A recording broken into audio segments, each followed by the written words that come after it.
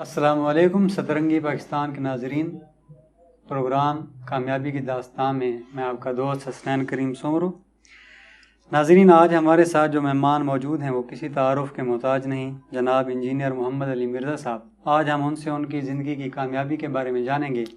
کیا آج ان کا نام اتنا مشہور ہو چکا ہے، یا پھر کوئی بھی اسلامی مسئلہ ہو، کسی نے چیک کرنا ہو، اسپیشلی نوجوان، ان کو کوئی بھی اسلامی مسئلہ درکار ہوتا ہے تو وہ یوٹیوب پر یہی سرچ کرتے ہیں، فلاں مسئلہ انجینئر محمد علی مرزا، یعنی کہ ایک برانڈ بن چکے ہیں۔ آج ہم یہ جاننے کی کوشش کریں گے کہ یہ برانڈ راتوں رات ایک دن میں 2 دن میں بن چکا ہے، یا کتنے سالوں کی محنت ہے، اور اس محنت کے دوران چونکہ اسلام کا راستہ تھا، اور اسلام کا راستہ بڑا ہی مشکل راستہ ہوتا ہے، ان کو کتنی دشواریاں پیش کرنی پڑیں۔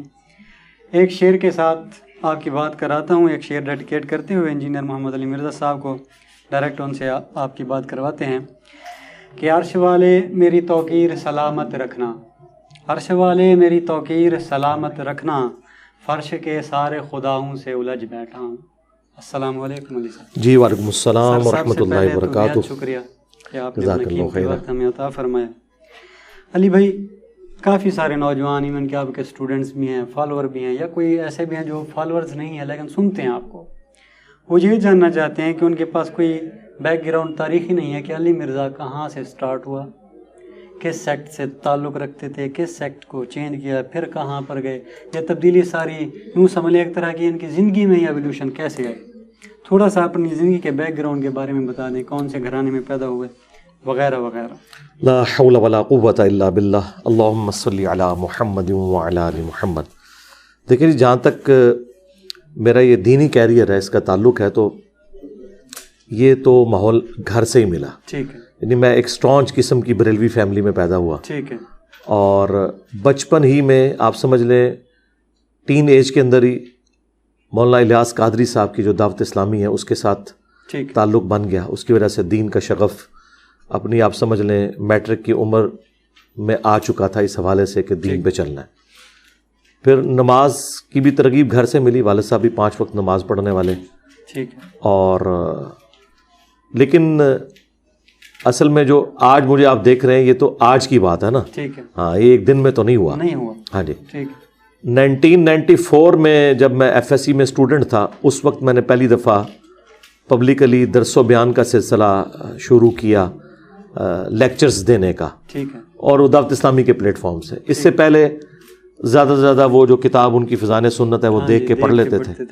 یعنی مجھے یاد ہے کہ 1994 میں پہلی دفعہ جب ہمارا ایک تبلیغی قافلہ، جسے مدنی قافلہ کہتے ہیں اور تبلیغی جماعت والے اسے جماعت کہتے ہیں، وہ قریبی ایک گاؤں میں گئی، تو وہاں جمعے والے دن عصر کے بعد مجھے بسم اللہ کے فضائل کے اوپر چھوٹا سا ایک لیکچر دینا تھا 5 منٹ کا، وہ میں نے تیاری کر کے دیا جو کچھ بھی مجھے پتا تھا۔ یہ میری ابتدا تھی۔ ٹھیک ہے۔ یہ یعنی ٹین ایج چل رہی ہے؟ جی، ٹین ایج۔ اس کے بعد انجینئرنگ یونیورسٹی میں ایڈمیشن ہو گیا۔ وہاں پہ بھی میں نے اپنی تعلیم کبھی کمپرومائز نہیں ہونے دی۔ تعلیم میں بھی میں الحمدللہ ٹاپرز میں رہا ہوں ہمیشہ۔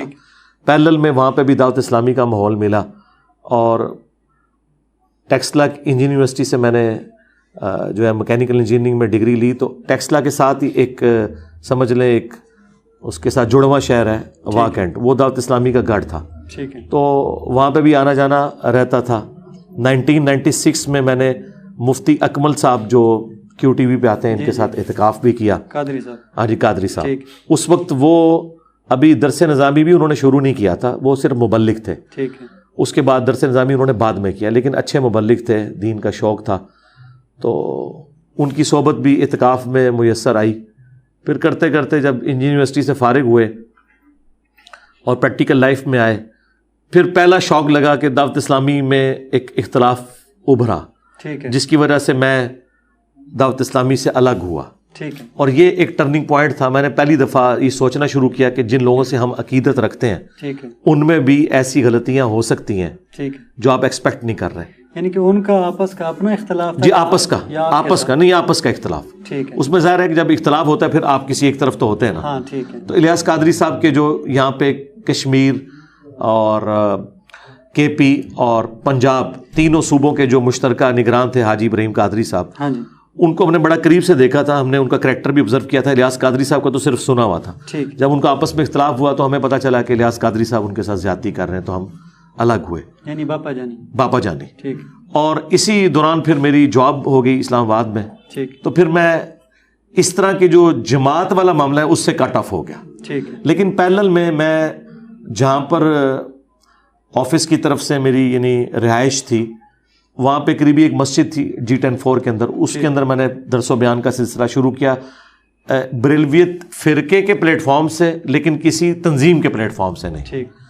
اور یہ میں آپ کو بات کر رہا ہوں 2007 کی. ٹھیک ہے. اور اسی دوران تبلیغی جماعت کے ساتھ بھی تھوڑا سا تعارف ہوا. ٹھیک ہے. اور 2007 میں پیر نصیر الدین نصیر صاحب سے میری ملاقات ہوئی گولڈا میں. گولڈا وہاں سے قریب تھا. جی جی. ان کی کچھ کتابیں بھی پڑھنے کا اتفاق ہوا, تھوڑا دماغ کھلا. اور پھر 2007 کے اینڈ پہ اور 2008 کے سٹارٹ, یہ وہ پورشن تھا جس میں میں نے قرآن حکیم کو پری ڈیٹرمنٹ رزلٹس کے بغیر ترجمے کے ساتھ پڑھنا شروع کیا. اسی دوران ڈاکٹر اسرار صاحب سے تعارف ہوا, ان کی بیان القرآن بھی سننے شروع کی. جی جاب کے دوران, یہ سب کچھ جاب کے دوران. ظاہر ہے جاب سے جب ہم فارغ ہوتے تھے تو میری فیملی تو وہاں پہ نہیں تھی, وہ تو جیل میں تھی, تو میں پارٹ ٹائم, یہ دین کے ساتھ ہی شغف تھا نا. اور یہ پورے کا پورا سلسلہ چلتا رہا. اشفاق احمد صاحب سے تعارف ہوا, ان کا وہ ڈرامہ من چلے کا سودا, وہ بھی ایک ٹرننگ پوائنٹ ہے میری لائف میں. تو یعنی ایک صوفیانہ جو دین کی تعبیر ہے اس کے پیچھے میں پڑ گیا. اور اسی دوران پروفیسر احمد فی اختر صاحب سے بھی اٹھنا بیٹھنا ہوا, جو گجر خان والے ہیں. 7-8 سال ان کے ساتھ بھی, 2001 سے لے کے 8 تک آلموسٹ یہ سارے کے سارے معاملات چل رہے تھے.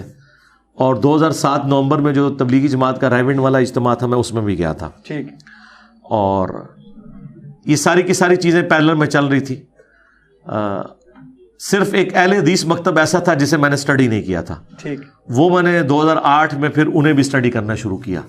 تو مجھے آئیڈیا ہوا کہ بکش اعتبار سے سب سے زیادہ قرآن و سنت کے قریب اہل حدیث ہے. اور یہ بڑا میرے لیے اسٹانشنگ لمحہ تھا کہ جس فرقے کو میں قادیانیوں کی طرح کافر اور گمراہ سمجھتا تھا, وہ مجھے باقیوں سے بہتر نظر آنا شروع ہو گئے جب میں نے قرآن, بخاری, مسلم کو پڑھنا شروع کیا.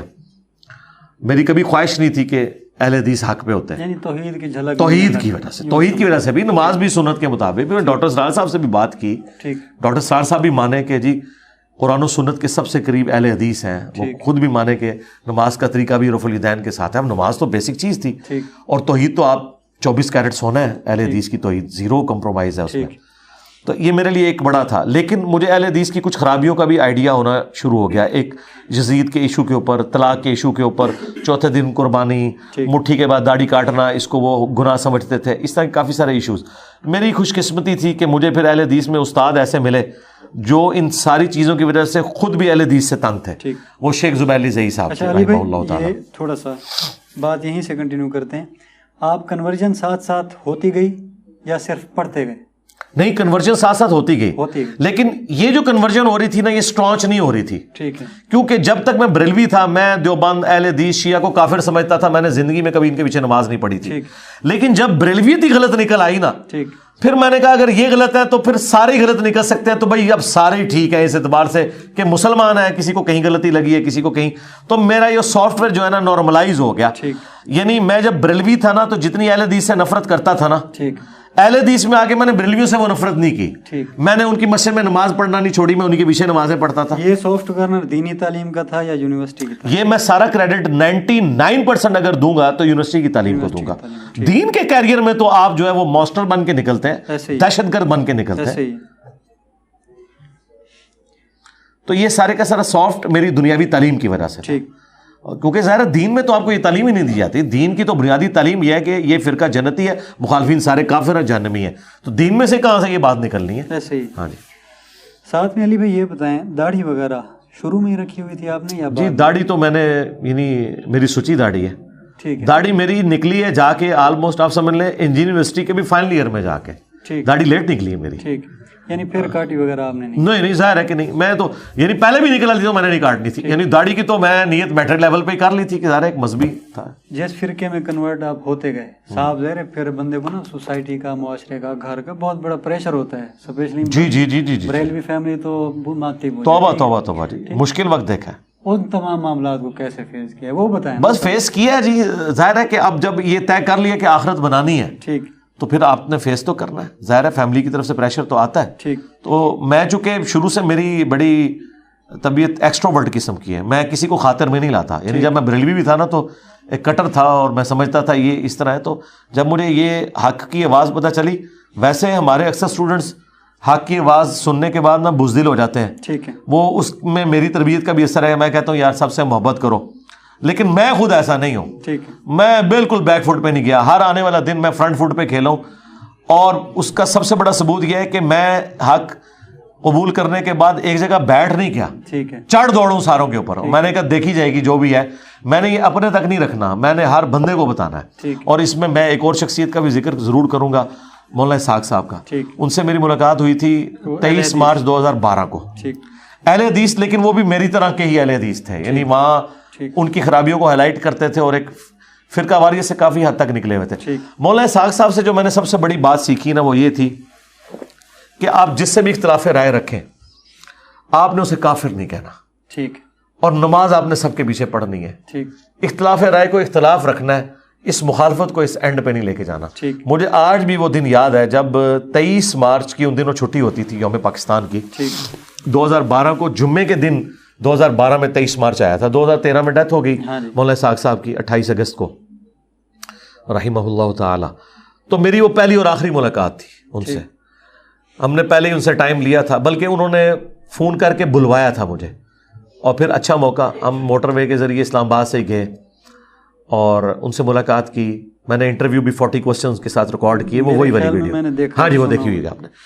جب میں واپس آیا نا تو میرے ساتھ جو میرے باقی دوست تھے انہوں نے کہا کہ جی آپ نے مولانا اسحاق صاحب کو کیسا پایا اور کیا آج آپ نے لرن کیا. میں نے کہا جی میرا ایک عقدہ وہ مولانا اسحاق صاحب نے حل کیا جو کوئی اور نہیں کر سکتا تھا, اور وہ یہ تھا کہ سارے فرقے ساری گمراہیوں کے باوجود مسلمان ہیں اور سب کے پیچھے نمازیں پڑھنا درست ہے. یہ وہ میرا مسئلہ ہے جو میں پریکٹیکلی تو اس پہ عمل کر رہا تھا, لیکن ذہنی طور پہ سیٹسفائی نہیں تھا. ظاہر اہل حدیث کہتے ہیں بریلوی مشرک ان کے پیچھے نماز نہیں ہوتی, بریلوی کہتے ہیں اہل حدیث گستاخ رسول ان کے پیچھے نماز نہیں ہوتی. لیکن یہ میرا مسئلہ علمی دلائل کے ساتھ انہوں نے حل کیا. میں نے اس میں ایک ٹاپک ان سے ڈسکس بھی یہ کیا, پھر میری آپ ویڈیو بھی دیکھ لیں, کلمہ گو مشرک اور کافر مشرک میں فرق. یہ میرا عقدہ انہوں نے حل کیا, یہ میری لائف ٹائم اچیومنٹ ہے. آپ اگر مجھ سے پوچھیں نا, میں اپنے بدترین مخالفین کے بارے میں بھی ایک رتی برابر بھی میرے دل میں ایسی نفرت نہیں آتی کہ میں اس سے بدلہ لوں گا. یہ دنیاوی اعتبار سے پولیٹیکلی میری بہت بڑی کمزوری ہے, حالانکہ میں بڑا ہارڈ لائنر ہوں, لیکن یہ اتنا ہارڈ لائنر ہونے کے باوجود یہ میرا جو نرمی والا رویہ ہے نا, یہ میرے پہ اتنا حاوی ہے کہ میں اپنے کسی دشمن سے بدلہ نہیں لینا چاہتا. میں اس کی آخرت کی فکر میں رہتا ہوں, اور میں اللہ کا شکر ادا کرتا ہوں کہ میری طبیعت میں اتنی سختی ہونے کے باوجود حق کے معاملے میں یہ نبیوں والی جو اخلاق نبوت ہے نا, اللہ تعالیٰ نے اس کا کچھ حصہ مجھے دیا ہے کہ میں اپنے مخالفین سے کبھی بھی بدلہ لینے کی بات نہیں کرتا. علمی اختلاف جتنا بھی کروں میرے سامنے آ جائے, میں نماز بھی ان کے پیچھے پڑھوں گا, میں ان کی 10 موسی بھی کر لوں گا, اور اندر سے میں یہ خواہش رکھوں گا کہ اللہ تعالیٰ اسے ہدایت دے دے. میری کبھی خواہش نہیں ہوگی کہ یہ بندہ جہنم میں جائے. یعنی اس معاملے میں یہ کہہ لیں کہ آپ کا نام بھی علی ہے تو ہاں علی والا حوصلہ ہے, ہاں رکھ لیتے ہیں. ٹھیک ہے. اچھا, لیکن میں یاد رکھوں میرے اندر چلاکی اور ہوشیاری بنو امیہ سے بھی زیادہ ہے. ہاں وہ اس لیے ہے کہ میں اس میں کسی کو نقصان نہیں پہنچاتا, لیکن میں کسی کو اپنے نزدیک نہیں لگنے دیتا. حضرت علی تو اس معاملے میں بھی کمپرومائز کرتے تھے نا, ادھر میری زیرو ٹالرنس ہے. مولویوں یاد رکھنا, بالکل میں ٹھوک کے رکھاں گا. جی علی بھائی, ایک تو یہ ہو گیا نا معاشرے کا دباؤ وغیرہ. آپ یہ بتائیے انہی وقتوں میں, ابھی ہم صرف فرقوں میں بیٹھے ہیں, ابھی اس سٹیج پہ نہیں پہنچے, ٹھیک ہے نا, یعنی کہ فرقے آپ بدلتے رہے, مخالف لوگوں کی بات بتا دی, لیکن بندے کا ساتھی ہوتا ہے, ساتھ دینے والا, جو تسلی دیتا ہے, تھپکی دیتا ہے کہ کوئی نہیں ٹھیک ہے, اللہ بھی نہ لیتے پیچھے, یہ بندہ بھی نہ لے, کافی ہے. وہ کون سی؟ مجھے کبھی بھی کسی سے تھپکی کی خواہش نہیں رہی, آج بھی نہیں ہے. لیکن اگر میں تھپکیوں والا ہوتا نا میرے بھائی, تو یہ میں اتنا بڑا کام چلا ہی نہیں سکتا تھا. مجھے تھپکی صرف اللہ کی ہے جی. اگر کوئی مجھے دیتا بھی رہے نا تو میرے لیے وہ اتنی امپورٹنٹ نہیں رہی کہ میں اس کو ذکر بھی کروں, کیونکہ میں نے کبھی تھپکی کو تھپکی سمجھے ہی نہیں. مجھے ڈرایا ہے تو ہے لوگوں نے, تھپکی دینے والا مجھے کوئی اکا دکا لیول پہ ملا تو وقتی تھپکی تھی, دلیری کسی نے نہیں دی. اس کی وجہ یہ ہے کہ یہ معاشرہ اتنا خطرناک بلکہ خطرے ناک ہے کہ یہاں پہ آپ کو زیادہ تر کتنی کو دلیری دے لے گا, وہ خود بزدل ہوتا ہے. تو اس لیے یہ میں بالکل جھوٹ نہیں بولوں گا اس معاملے میں کہ میں آپ کو کہوں کہ کوئی دلیری دینے والے ہمیں دلیری دینے والے خود بھی بزدل تھے, وہ دلیری بھی اوپر سے ہمارا دل رکھنے کے لیے ضرور دیتے رہے, اندر سے وہ بھی بزدل تھے. میں بالکل اس معاملے میں کہتا ہوں کہ وہ مولا حسین علیہ السلام کا قول ہے کہ اگر زندگی کا انجام موت ہے تو شہادت سے بیسٹ آپشن کوئی نہیں. ٹھیک ہے, اگر مرنا ہی ہے تو دنیا سے ایگزٹ شہادت کے ذریعے ہو. اچھا, میں ایک اور اپنے استاد کا ذکر, ثاقب اکبر صاحب رحمہ اللہ فوت ہو گئے, اہل تشیع سے تھے. 2010 میں میرا ان سے بھی تعارف ہوا, اس کی وجہ سے میں شیعہ کو بھی بڑے کلوز سے میں نے آبزرو کیا اور کریٹیکلی دیکھا کہ ان کو کہاں پہ غلطی لگی ہے اور کہاں پہ ان کا سٹانس درست ہے. اس وجہ سے میں یہ اللہ کے فضل سے دعویٰ کرتا ہوں, اس وقت انٹرنیشنل سپیکرز میں میرے سوا کوئی ایک بندہ بھی نہیں ہے جسے تمام مکاتب فکر کا نالج ہو اور وہ بڑا صحیح طریقے سے ان کے بارے میں گفتگو کر سکتا ہو, اور اس کے باوجود سب سے محبت کرتا ہو, مسلمان بھی سمجھتا ہو. میں شیعہ کی مسجد میں بھی گیا ہوں تو ان کے پیچھے نماز پڑھی ہے, ایک نماز ہاتھ باندھ کے پڑھی ہے, ایک ہاتھ کھول کے پڑھی ہے. کوئی یہ نہ کہے کہ یہاں کے ہاتھ باندھنا چھوڑ دیا, اور کوئی یہ نہ کہے کہ یہاں ہاتھ کھول کے نہیں پڑھ رہا کہ لوگ اسے رافضی نہ کہنا شروع کر دیں. کھول کے بھی پڑھی, ہاتھ باندھ کے بھی پڑھی. ٹھیک. آخری کنورژن شیعہ فرقے میں تھا؟ نہیں, وہ کنورژن نہیں تھا. وہ نہیں تھا. کنورژن میرا آخری جو ہوا نا وہ فرقہ اہل حدیث میں ہی ہوا. ٹھیک. لیکن وہ کنورژن بھی سافٹ تھا. میں اس وقت بھی اپنے آپ کو اہل حدیث نہیں کہتا تھا, میں کہتا تھا میں کتاب و سنت کے منہج پہ آیا ہوں. اندر میں یہ سمجھتا تھا کہ میں اہل حدیث ہوں. ٹھیک. لیکن میں اہل حدیث کو وہابی ازم کو ایک گالی سمجھتا تھا, اور میں سمجھتا تھا کہ چونکہ تبلیغ میں ساتھ ساتھ کر رہا تھا, مجھے پتا تھا کہ اس طریقے سے آپ قرآن و سنت کی تبلیغ نہیں کر سکتے. لیکن بعد میں جب اہل حدیث کا بھیانک چہرہ میرے سامنے آیا تو مجھے پتا چلا کہ اہل حدیث جو دنیا میں ان کے ساتھ اتنی ذلت ہو رہی ہے اور لوگ ان سے اتنی نفرت کرتے ہیں, اس میں اس فرقے کا اپنا قصور ہے کہ یہ بھی ایک کلٹ بن چکا ہے. تو اہل حدیث سے میں اتنی محبت رکھنے کے باوجود آج بھی میں ان کو باقی فرقوں سے بہتر سمجھنے کے باوجود سمجھتا ہوں کہ کچھ چیزیں ان کے اندر اتنے بڑے بڑے بلنڈرز ہیں کہ جب تک وہ اسے اوور کم نہیں کرتے تو ان کے ساتھ وہی ہوگا جو ہو رہی ہے ابھی اس وقت. ٹھیک. علی بھائی, جب اب فرقے ختم ہو گئے, اب علی مرزا نے سوچا کہ اپنا علیحدہ یعنی کہ ایک علیحدہ پلیٹ فارم سے کتابوں کا علم لوگوں تک پہنچائے. اسے فرقہ تو نہیں کہتے کیونکہ آپ خود نہیں کہتے. جی ظاہر ہے, میں کہتا بھی نہیں ہوں. ہاں, اگر میں اور میں نے کوئی کتاب بھی نہیں لکھی, میں نمازیں ان کے پیچھے پڑھتا ہوں. یہ کام آپ نے شروع کیا, وہ پہلا دن کون سی تاریخ کیا تھی؟ ہاں, جو کام میں نے پریکٹیکلی شروع کیا, آپ نے کہا ہاں جی, برملا, کسی فرقے میں نہیں ہوں. ہاں جی, ویسے تو میں نے 2008 کے اندر سٹارٹ میں لیکچرز شروع کر دیے تھے. ٹھیک. لیکن آپ تحویل قبلہ کی اگر بات کریں نا کہ میں اعلانیہ متنفر ہو گیا جب آخری درجے میں اہل حدیث فرقے سے بھی, ٹھیک ہے, تو وہ 14 اگست 2008 ہے. ٹھیک. اس کے بعد میں نے کنکلوڈ کر دیا کہ اہل حدیث کو بھی میں نے کوئی فیور اس حوالے سے نہیں دینی ہے. ٹھیک. جب مجھے ان کی خرابیاں ہائی لائٹ ہوئیں, اور پھر باقی کسر تو اہل حدیث کی مولویوں نے نکال دی. ٹھیک. جب انہوں نے میرے اوپر جھوٹے الزامات لگائے, ٹھیک, پھر بھی میں نے تقریباً 8-10 سال صبر کیا ہے. میں نے اہل حدیث کو کبھی وہابی نہیں بولا تھا. ٹھیک. مجھے پتا تھا کہ یہ لفظ ہے جس سے یہ چڑھتے ہیں. ٹھیک. ویسے تو نعرہ بھی لگاتے ہیں آج تو ہوگی وہابی وہابی, ٹھیک, لیکن جو ان کے اہل علم ہے وہ کہتے ہیں ہمیں گالی نہ دو, اہل حدیث ہمارا نام ہے تو ہمیں وہابی کیوں کہتے ہو آپ؟ ٹھیک. ہم تو اہل حدیث ہیں. لیکن اہل حدیث اتنا متبرک نام ہے, اہل سنت اتنا متبرک نام ہے کہ سلف صالحین جو اہل حدیث اور اہل سنت تھے وہ ان وہابیوں کی طرح نہیں تھے, یہ ناصبی ہو چکے ہیں. یہ اپنے مطلب کی حدیثوں کو مانتے ہیں. ہمارے سلف جو اہل حدیث کہلواتے تھے, امام بخاری نے, امام مسلم نے اہل حدیث اہل سنت کا لفظ یوز کیا, یہ وہ والے اہل حدیث نہیں تھے.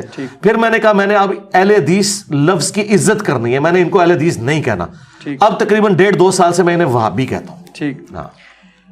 اچھا علی بھائی, اہل حدیث لوگ غصہ ہو یعنی کہ علماء کرام, اس سے پہلے آپ 1-2 فرقہ بدل چکے ہیں, کنورٹ ہو چکے ہیں, ان کی طرف سے کوئی خاص غصہ وغیرہ نہیں آیا تو علماء کی طرف سے تنقید کا, یہ صرف اہل حدیث کی طرف سے آیا؟ نہیں, ساروں سے آتا ہے. دیکھیں باقیوں کو تو ہم کو شاید نہیں سرکار, یہ اہل حدیث تو اب سامنے آیا ہے. ٹھیک ہے. میرے جو اصل کمپیٹیٹر ہیں وہ تو حنفی ہیں, دیوبندی بریلوی. ٹھیک ہے. اہل حدیث تو شاہی کوئی نہیں, ہم تو ان کو کسی کھاتے میں نہیں مانتے. یہ تو ابھی 1.5-2 سال سے جو انہوں نے FIRs کا معاملہ کیا تو پبلکلی زیادہ یہ ہائی لائٹ ہوئے ہیں. اصل جو ہم نے تکلیف کاٹی ہے نا جو وہ بریلوی فرقے سے کاٹی ہے. ٹھیک. یعنی میں 2013 کی آپ کو بات کر رہا ہوں, 250-300 بریلوی ہماری اکیڈمی میں داخل ہو گئے اور ہم اندر صرف 5-6 بندے بیٹھے ہوئے تھے ہمیں مارنے کے لیے. ٹھیک. اور آج تو میرا قد کاٹ ہی بہت بڑا ہے دعوت کا. 8 سے 10-11 سال پہلے کی بات کر رہا ہوں. ہمیں زیادہ تکلیفیں بریلویوں سے کاٹنی پڑی ہیں کیونکہ جیلم شہر بریلویوں کا گڑھ ہے. ٹھیک ہے. اور پھر میں بریلوی چھوڑ کے آیا تھا. ٹھیک. وہ یہ کہتے تھے کہ یہ بریلوی چھوڑ کے گیا تو سب سے زیادہ ڈنٹ اسی نے بریلویت کو ڈالا ہے کیونکہ اس کو تو ہم سے زیادہ بریلویت کا پتہ نہیں ہے, یہ ہمارے لوگوں کو زیادہ قائل کر لیتا ہے. ٹھیک. یہاں مفتی حنیف قریشی صاحب باقاعدہ ان کا جلسہ 12-13 میں انہوں نے کروایا, اس میں انہوں نے کہا تم لوگ اس کے پروگرام میں جاتے کیوں؟ وہ میرے پروگرام میں اس لیے آ جاتے تھے, وہ کہتے تھے یار یہ کل تک تو دعوت اسلامی میں تھا, ہمارا بریلوی تھا, اور آج بھی ہمارے پیچھے نمازیں پڑھتا ہے, اس نے تو اپنے آپ کو ہم سے الگ نہیں کیا, ہم اس سے کیوں الگ ہوں.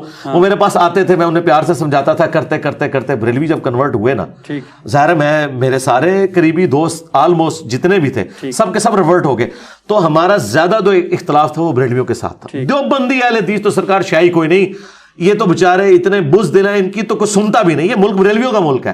تو میرا ٹارگٹ صرف بریلوی تھا, تو میرے سب سے بڑے کمپیٹیٹر بریلوی رہے ہیں. اہل حدیث اب آئے ہیں, جب سوشل میڈیا پہ انہوں نے یہ حرکت شروع کی ہے تو انہوں نے دیکھے اپنے ہاتھ پاؤں کٹوا لیے ہیں. اہل حدیث کی پبلک تو ساری میرے ساتھ ہے. میرا دعویٰ ہے کہ ہمارے اس پلیٹ فارم کے بعد کبھی کوئی بندہ اہل حدیث نہیں ہوا. جو بھی بریلوی سے تحقیق کی ہے نا اس نے, وہ میرے پلیٹ فارم تک پہنچا, ورنہ وہ بریلوی رہے گا. کیوں اہل حدیث وہ کیوں ہو, وہ بریلوی جن بنیادوں پہ چھوڑ رہا ہے وہ بنیادیں یہ ہیں کہ قرآن بخاری مسلم میں یہ لکھا ہوا ہے اور بریلوی یہ نہیں مانتے, تو وہ قرآن بخاری مسلم میں صرف رفع الیدین تک نہیں رہتا بلکہ وہ 2812 تک بھی پہنچتا ہے. یہ تقتلہ الفئۃ الباغیہ یدعوہم الی اللہ ویدعونہ الی النار. افسوس ہے عمار, تجھے ایک باغی جماعت قتل کرے گی, تو انہیں اللہ اور جنت کی طرف بلائے گا, وہ جماعت تجھے جہنم کی طرف بلائے گی. پہلا بندہ جس نے آپ کی ہاں میں ہاں ملائی ہو, جب بالکل آپ یوں سمجھ لیں سیکٹ لیس ہو گئے, پہلا ساتھی کون تھا؟ انجینئر علی مرزا. میری بیوی. ٹھیک. ہاں گھر میں سے. ٹھیک. اور میرے قریبی دوست حافظ محمد جعفر صاحب. ٹھیک. اور ایک اور بھائی اجاز ریاض صاحب. ٹھیک. یہ لوگ شروع کے میرے ساتھی الحمدللہ. ٹھیک. اچھا علی بھائی, ابھی فرقوں کے بارے میں صرف بتائیں, کوئی ایسی بہترین خوبصورت کتاب چاروں فرقوں میں, دیوبندی, اہل حدیث, بریلوی, ایک آدھ اور بھی, یعنی کہ رافضی ناسبی, وہ سارے لے لیں, کوئی ایک کتاب ان کی اپنی جو اچھی ہو کہ بھئی ہاں یہ اچھی لکھی ہوئی. قرآن. یہ تو مسلمانوں کی ہو گئی. نہیں ہے, یہ مسلمانوں کی کتاب ہے, یہ کلیم کرتے ہیں انہوں نے پڑھی کوئی نہیں ہے. ٹھیک ہے. یہ آپ نے میری بات کو مذاق میں نہیں ٹالنا, نہ میں نے کوئی آپ کو انٹلیکچوئل جواب دیا ہے. میں سمجھ رہا ہوں, یہ میں آپ کو گراس روٹ لیول پہ صحیح بات بتا رہا ہوں کہ بریلوی نے کبھی قرآن پڑھا ہی نہیں, دیوبندی نے کبھی قرآن پڑھا ہی نہیں, اہل حدیث شیعہ نے قرآن پڑھا ہی نہیں. they have not a single good book. قرآن کے اس کے علاوہ ضرورت ہی نہیں. دیکھیں آپ زیادہ زیادہ کہتے ہیں جی یہ جی 400 سال پرانے ایک بزرگ نے کتاب لکھی ہے, سرکار کی 1400 سال پرانی ہے, اور یہ اس بزرگ پہ نازل ہوئی ہے جس کو واقعی اللہ نے ہمارا بزرگ بنایا تھا. قرآن کے بعد تو سرکار صحابہ کرام نے شاعری کرنا چھوڑ دی, اپنے کلام پھاڑ دیے کہ بھی قرآن کے بعد ہم کیا شاعری کریں. تو آپ مجھے کہہ رہے ہیں قرآن کے بعد میں کوئی کتاب بتاؤں, ضرورت ہی نہیں. یہی سب سے بڑی 2 نمبری ہوئی ہے کہ بریلوی آپ کو جال حق بتاتے ہیں, دیوبندی آپ کو اختلاف امت اور صراط مستقیم بتاتے ہیں, اہل حدیث آپ کو بتاتے ہیں تلاش حق. یہ وہ ساری کتابیں جو انہوں نے فرقہ واریت کو پھیلانے کے لیے کہ ہمارا فرقہ حق پہ ہے, دوسروں کے سارے دلائل کے جواب دیے. اور شیعہ آپ کو 14 ستارے بتاتے ہیں, یا وہ ایک عرب کے ایک سوڈان کے مالکی تھے شیعہ, انہوں نے کتاب لکھی تھی, وہ سنی سے شیعہ ہوئے تھے, وہ کتاب اردو میں ترجمہ ہوا ہے, میں بھی سچوں میں ہو جاؤں. تو یہ آپ کو شیعہ یہ کتاب بتائیں گے. اور دیکھیں میں آپ کو وہ کتاب بتاتا ہوں جو ہر مسلمان کے گھر میں موجود ہے, ہر فرقہ اسے اپنی کتاب مانتا ہے, لیکن صرف کتاب مانتا ہے, کتاب کی نہیں مانتا. تو میں آپ مجھ سے 50 دفعہ بھی پوچھیں گے تو میں آپ کو کہوں گا قرآن. ٹھیک. علی بھائی, اسی دوران آپ پر میرے خیال میں 3 بار یا 4 بار 2 بار اٹیک ہو چکا ہے. 3 بار تو ڈکلیئر اٹیک ہوئے ہیں, انڈکلیئر جو اللہ نے روکے ہیں وہ مجھے نہیں پتا کتنے ہوں گے. ان میں سے کوئی ایسا جو یعنی کہ بالکل جان کا خطرہ بہت بڑا؟ میرے خیال ہے مجھے اس کو کوئی ڈسکس کرنے میں انٹرسٹ ہی نہیں ہے. میری زندگی, میرا مشن اس سے بہت بلند ہے کہ میں ڈسکس کروں کہ کون آیا تھا, کیا کیا اس نے. میں نہیں پوچھ رہا, میں پوچھ رہا ہوں موت کے قریب والا کوئی تھا؟ سارے ہی موت کے قریب ہیں جی, سارے موت. ہاں جی, ہاں جی. وہاں پر حوصلے وغیرہ پاس نہیں ہوا, بندہ ڈر کیوں حوصلے پاس, مرنا نہیں ہے. میرے بھائی کئی کلاس فیلوز جو ہیں وہ مر چکے, 5-5 10-10 سال ہو چکے. میرے آفس کے کئی کولیگ فوت ہو چکے ہیں. ٹھیک ہے. تو میں نے نہیں مرنا, ہر بندے نے مرنا. ٹھیک. یعنی اسلام کی راہ پہ جب نکلے تھے تو سر پہ کفن ایک طرح سے دیکھیں, بہت جس طرح آپ کا یہ عقیدہ ہے نا کہ اللہ ایک ہے, قرآن کی روح سے آپ کا یہ عقیدہ ہونا چاہیے کہ جو آپ کی موت ہے وہ نہ ایک لمحے آگے جا سکتی ہے نہ پیچھے. جب یہ بنیادی عقیدہ ہے, اس کی ٹینشن میں کیوں لگا کے بیٹھ جاؤں کہ میں نے کب مرنا ہے اور کب نہیں مرنا. ہاں میں حفاظتی اقدامات ضرور کرتا ہوں, وہ آخری درجے میں کوشش کرتا ہوں, وہ آپ کا رائٹ ہے. وہ نبی الاسلام نے اپنے سیکورٹی گارڈ رکھے ہوئے تھے جب تک وہ آیت نازل نہیں ہوئی تھی, واللہ یعصمک من الناس. ٹھیک ہے, اور وہ اپنی سیکورٹی کا آپ نے بندوبست کرنا ہے. لیکن اس چیز کا رونا لگا کے بیٹھ جانا کہ میں نے یہ جملہ اگر بول دیا اس کے سے فلاں فرقہ ناراض ہو جائے گا اور اس کا فلاں سر پھیرا جو ہے وہ پسٹل لے کے آ جائے گا. آ جائے, ہم تو تیار بیٹھے ہوئے ہیں بھائی. ہاں سیدھی سی بات ہے, یعنی جس حد سے نہیں زیرو ٹالرنس. جی بالکل, دنیا میں کوئی ایک بندہ تو ہونا چاہیے جس میں زیرو ٹالرنس ہو. ٹھیک ہے, ابھی تک لوگ کہتے ہیں نا جناب ایتھے ہاتھ اولا رکھو, آپ ساروں کو مشورہ دیں, ایک تو کوئی ایسا آپ مسلمان پیش کر سکیں گے یار یہ ایک مسلمانوں کا دائی ہے جس میں زیرو ٹالرنس ہے, وہ کہتا ہے یار یہ ایسا لکھا ہے میں نے ایسے ہی کہنا ہے, جاؤ جو ہوتا ہے کر لو. کوئی ایک بندہ تو ہونا چاہیے نا. ٹھیک, یعنی شعر یہ کہنا اچھا ہوگا کہ جس دھت سے کوئی مقتل میں گیا وہ شان سلامت رہتی ہے, یہ جان تو آنی جانی ہے, اس جان کی تو کوئی بات نہیں. یہ تو شاعرانہ باتیں ہیں جی, جس نے خود بھی لکھا ہوگا نا وہ خود بھی موت سے ڈرتا ہوگا. ہاں یہ باتیں لوگ کر کے سائڈ پہ ہو جاتے ہیں, ایک ریالٹی ایک بالکل ڈیفرنٹ ہے. اچھا میں یہ بتاؤں, یہ دلیری میرے اندر جو ہے نا میری اپنی ذات کی حد تک ہے. میں نے کبھی کسی اسٹوڈنٹ کو ولنریبل نہیں کیا. اگر کوئی آتا بھی اگریسو, میں ہمیشہ اس کو ٹھنڈا کرتا ہوں کہ بھائی, اس کو میں کہتا ہوں کہ بھائی توپ کے منہ کے آگے میں ہوں, تم نے نہیں آنا. ٹھیک ہے, کس مسئلہ ہے نا, ہم نے اپنے یوٹیوبرز کو بھی ڈکلیئر نہیں کیا ہوا, سینکڑوں شاگرد ہیں, کبھی انہیں پلیٹ فارم سے لانچ نہیں کیا اس حوالے سے کہ یہ یوٹیوب چینل چلا رہے ہیں. اس وجہ سے میں کہتا ہوں جب میری ویڈیو ہے, میں توپ کے منہ کے آگے ہوں, میری ویڈیو چلاؤ, تم اپنے گھر میں بیٹھ کے چلاؤ. ہمارا سب سے خطرناک جو چینل ہے انڈرسٹینڈ اسلام ہے. ٹھیک, اور جو اس چینل کو بندہ چلا رہا ہے میری بھی اس سے ملاقات نہیں ہے, صرف فون پہ بات ہے. ٹھیک, ہمارے کسی اسٹوڈنٹ کی ملاقات نہیں, اکثر لوگ تو ان کو جانتے نہیں. وہ پہلا چینل ہے جس نے مولویوں کے کلپ اور میرے کلپ لگا کے کمپیریزن شروع کیا, اس نے ہماری دعوت کو آسمان پہ پہنچایا ہے. یہ آئیڈیا مجھے بھی نہیں آیا تھا. وہ چینل جس بندے کا ہے نا, اس کے ماں باپ کو نہیں پتا اس نے چینل بنایا ہوا ہے, صرف اس کو پتا ہے اس پلانٹ ارتھ پہ, یا مجھے پتا ہے, باقی تو صرف اس کا نام مجھ سے سنتے ہیں, وہ اس کو نہیں جانتے. میں جانتا ہوں اس کو یا وہ مجھے جانتا ہے, تو کام تو اس نے کیا. اور میں کبھی بھی کسی کو نہیں کہتا کہ آپ سامنے آئے, میں کہتا ہوں یار میں ہوں نا اکیلا, میں کلپ پہ بولوں گا, میرا کلپ چڑھاؤ, ایسی کی تیسی ان کی. دیکھیں نا وہ گھنڈے قسم کے مولوی جن کے نام سے لوگ کانپتے ہیں, اسٹیبلشمنٹ کانپتی تھی, خادم رضوی, میں ان کی زندگی میں ہاتھوں ہاتھ لیا, ان کو جرت نہیں ہوئی کہ وہ بول جائے کوئی پتا تھا کہ یہ منڈا صحیح پہ کہنا ہے. ٹھیک, ہاں. اب چونکہ چینل کی بات ہو رہی ہے تو وہی سوال کر لیتے ہیں, یوٹیوب مونیٹائزیشن. یہ تو آپ سے کئی سارے لوگوں نے پوچھ لیا نا کہ کیوں نہیں کرتے, آپ نے بتا بھی دیا کہ کیوں نہیں کرتا. میں کہتا ہوں جو آپ کے اسٹوڈنٹ آپ کے چینل وغیرہ بناتے ہیں, اپنی خود ویڈیوز بناتے ہیں, آپ کے کلپس ڈالتے ہیں اس کے اندر, یا کوئی پوری کی پوری ویڈیوز ڈال دیتے ہیں, ان کو تو مونیٹائزیشن کے لیے جو اپنی بنا رہے ہیں نا, اور اس میں کہیں ایک میرا جملہ ڈال دیتے ہیں, باقی وہ خود وی لاگ کے طور پہ بناتے ہیں, تو وہ ان کا معاملہ ہے, ان کو تو ہم نے کبھی منع بھی نہیں کیا ہے ویڈیو ایڈز چلانے سے.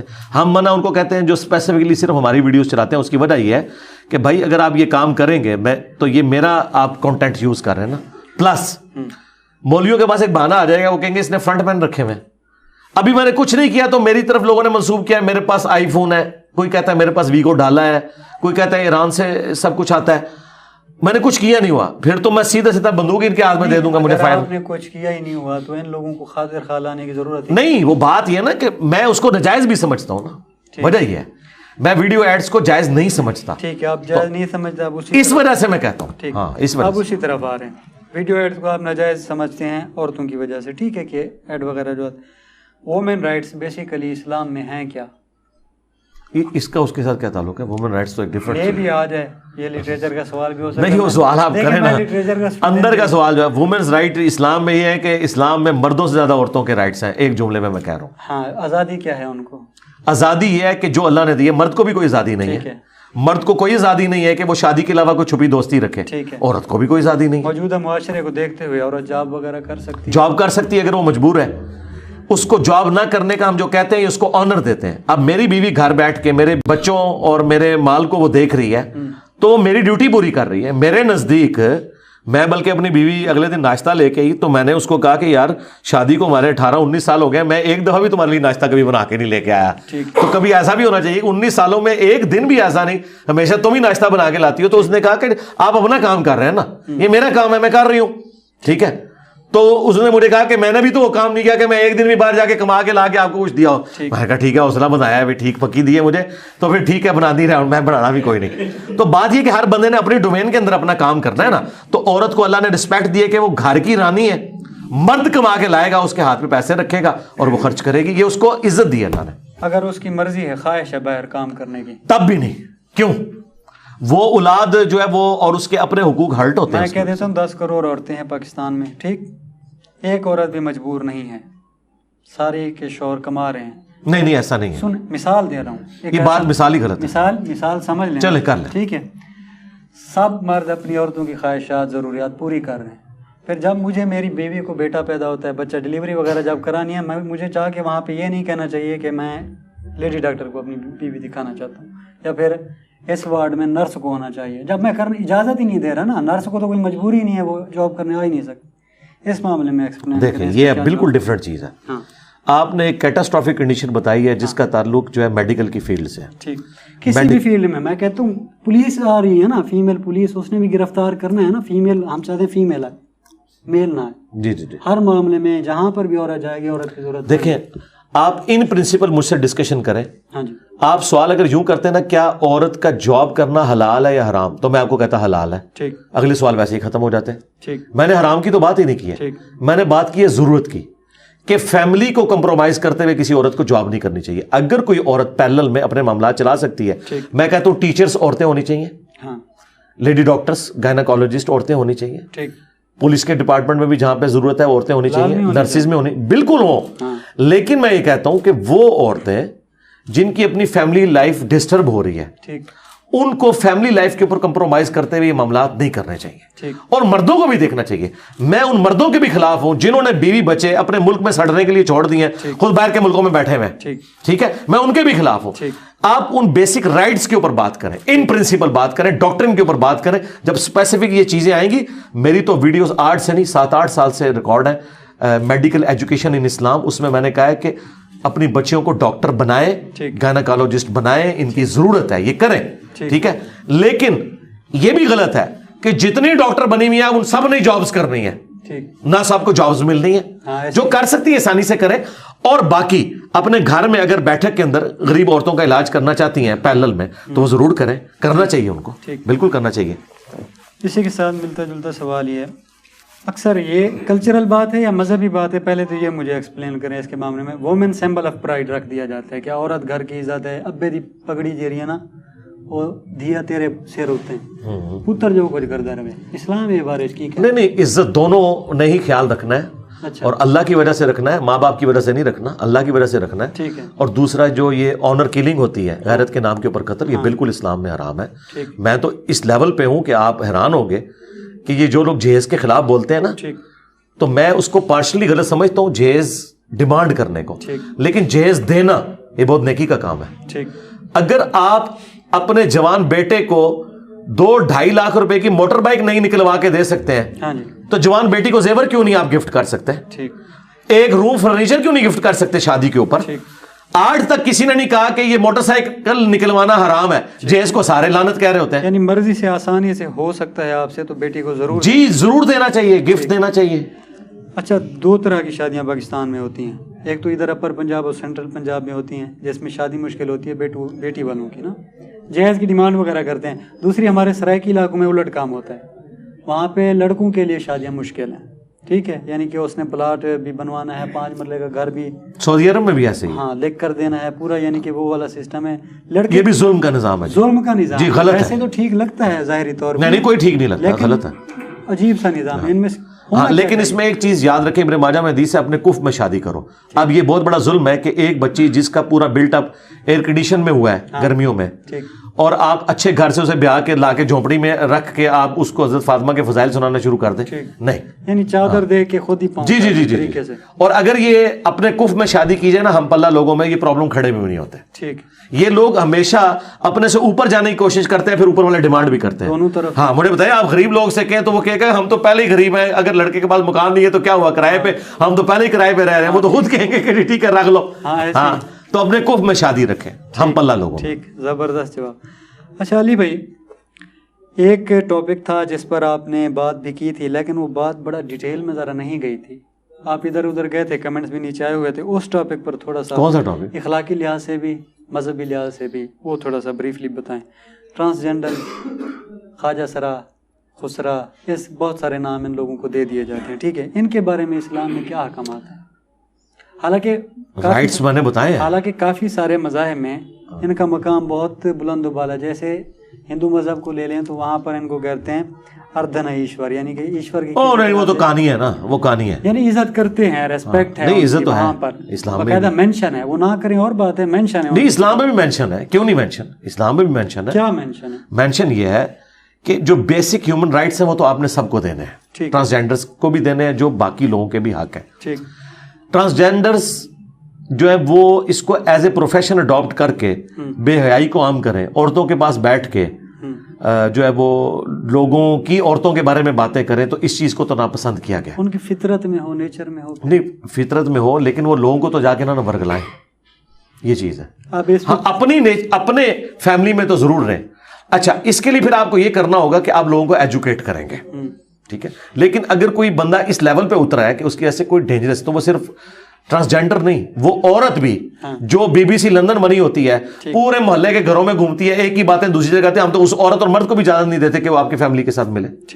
یہ اس میں عیب کی بات کو آپ کریں.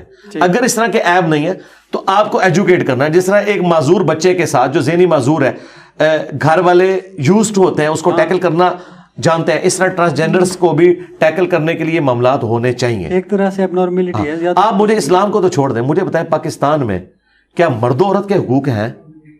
ان کے بھی کوئی حقوق نہیں ہے. تو سیدھی سی بات ہے، ہم ایز اے معاشرہ اتنی پستی میں گر چکے ہیں نہ ہماری. مرد ہو عورت ہو، اپنی جب باری آتی ہے نا بول لیتا ہے، بول لیتے ہیں، ٹھیک ہے. نہیں ان کے لیے بھی آپ دیکھیں نا، اب شناختی کارڈ میں بھی ایشو ریزالو ہو گیا ان کا، اور اب ان کے لیے جابز بھی اپروو ہو چکی ہوئی ہیں. مزید بہتری کی ویسے مثال کے طور پہ انسان ہے نا، اللہ کی مرضی پہ نہ آپ کا اختیار ہے نہ میرا. کل کو مجھے یا آپ کو اس طرح کا بچہ پیدا ہو جاتا ہے، آپ بتائیں کیا فرائض ہے؟ فرائض وہی ہے جو باقی ہوگا. وہاں پر دے کے آنا یا خود پالنا ہے؟ خود پالتا ہے. میں نے خود پالنا ہے، کیوں نہیں پالنا؟ نہیں وہاں تو نہیں دینا.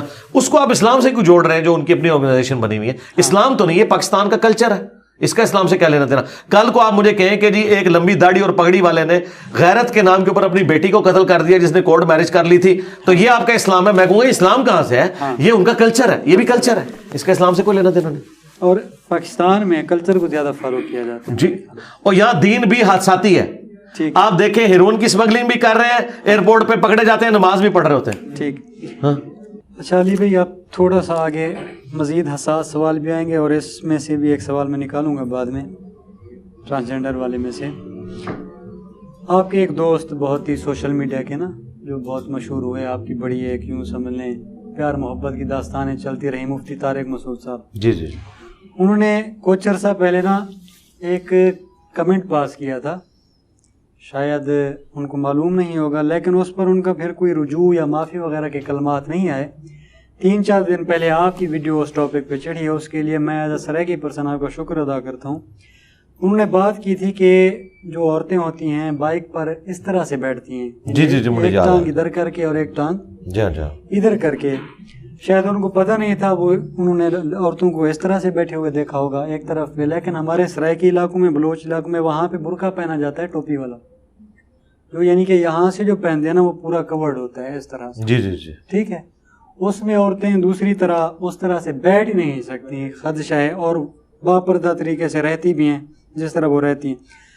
ان تک کیا کوئی بھی ایسا بندہ نہیں جو ان کو بتائے کہ بھئی آپ نے اتنی بڑی بھنگی مار دی ہے، ایک پوری کمیونٹی کو آپ نے ہرٹ کر دیا ہے؟ ایک نہیں ہے، بیسیکلی KPK بھی آ جاتا ہے اس میں. جی ہاں. دیکھیں جب انہوں نے پہلی دفعہ یہ بیان دیا تھا نا، تو اسی وقت میرا رپلائی آیا تھا، وہ یوٹیوب پہ رکھا ہوا ہے. ہاں جی. اور اس رپلائی میں پہلے ہم نے ان کی ویڈیو چلائی تھی، اس کے بعد بائی نیم انہیں ریبٹل کیا تھا، بڑے سخت انداز میں کیا تھا. یہ اس وقت کی بات ہے جب اس وقت ویڈیو آئی تھی. یہ جو ابھی آپ نے دیکھی ہے نا، اس میں ان کا ذکر نہیں ہے، یہ لادہ سے ہے ایک بائک پہ بیٹھنے میں. اور اس کے بعد انہوں نے باقاعدہ اس میں معذرت کر لی تھی ویڈیو میں. ان کا تھا مجھ سے مس ہینڈل ہوا، بلکہ انہوں نے یہ کہا کہ یہ جنہوں نے اپلوڈ کیے نا، ان کے جو اپنے سوشل میڈیا کے لوگ تھے، ان کو انہوں نے تختہ مشق بنایا. اس حوالے سے انہوں نے کہا کہ میں نے منع بھی کیا تھا یہ کاٹ دینا، لیکن وہ کاٹنا بھول گئے، اس کی وجہ سے وہ پھر انجینئر صاحب کو بھی موقع ملا. یہ اس زمانے کی بات ہے. اب تو وہ مجھے ٹارگٹ اس طرح کرتے نہیں، نہ میں ان کو کرتا ہوں. یعنی یہ میری کام علمی کی وجہ سے ٹھیک ہے جی، انہوں نے رجوع کر لیا، سر بہترین ہو گیا الحمدللہ.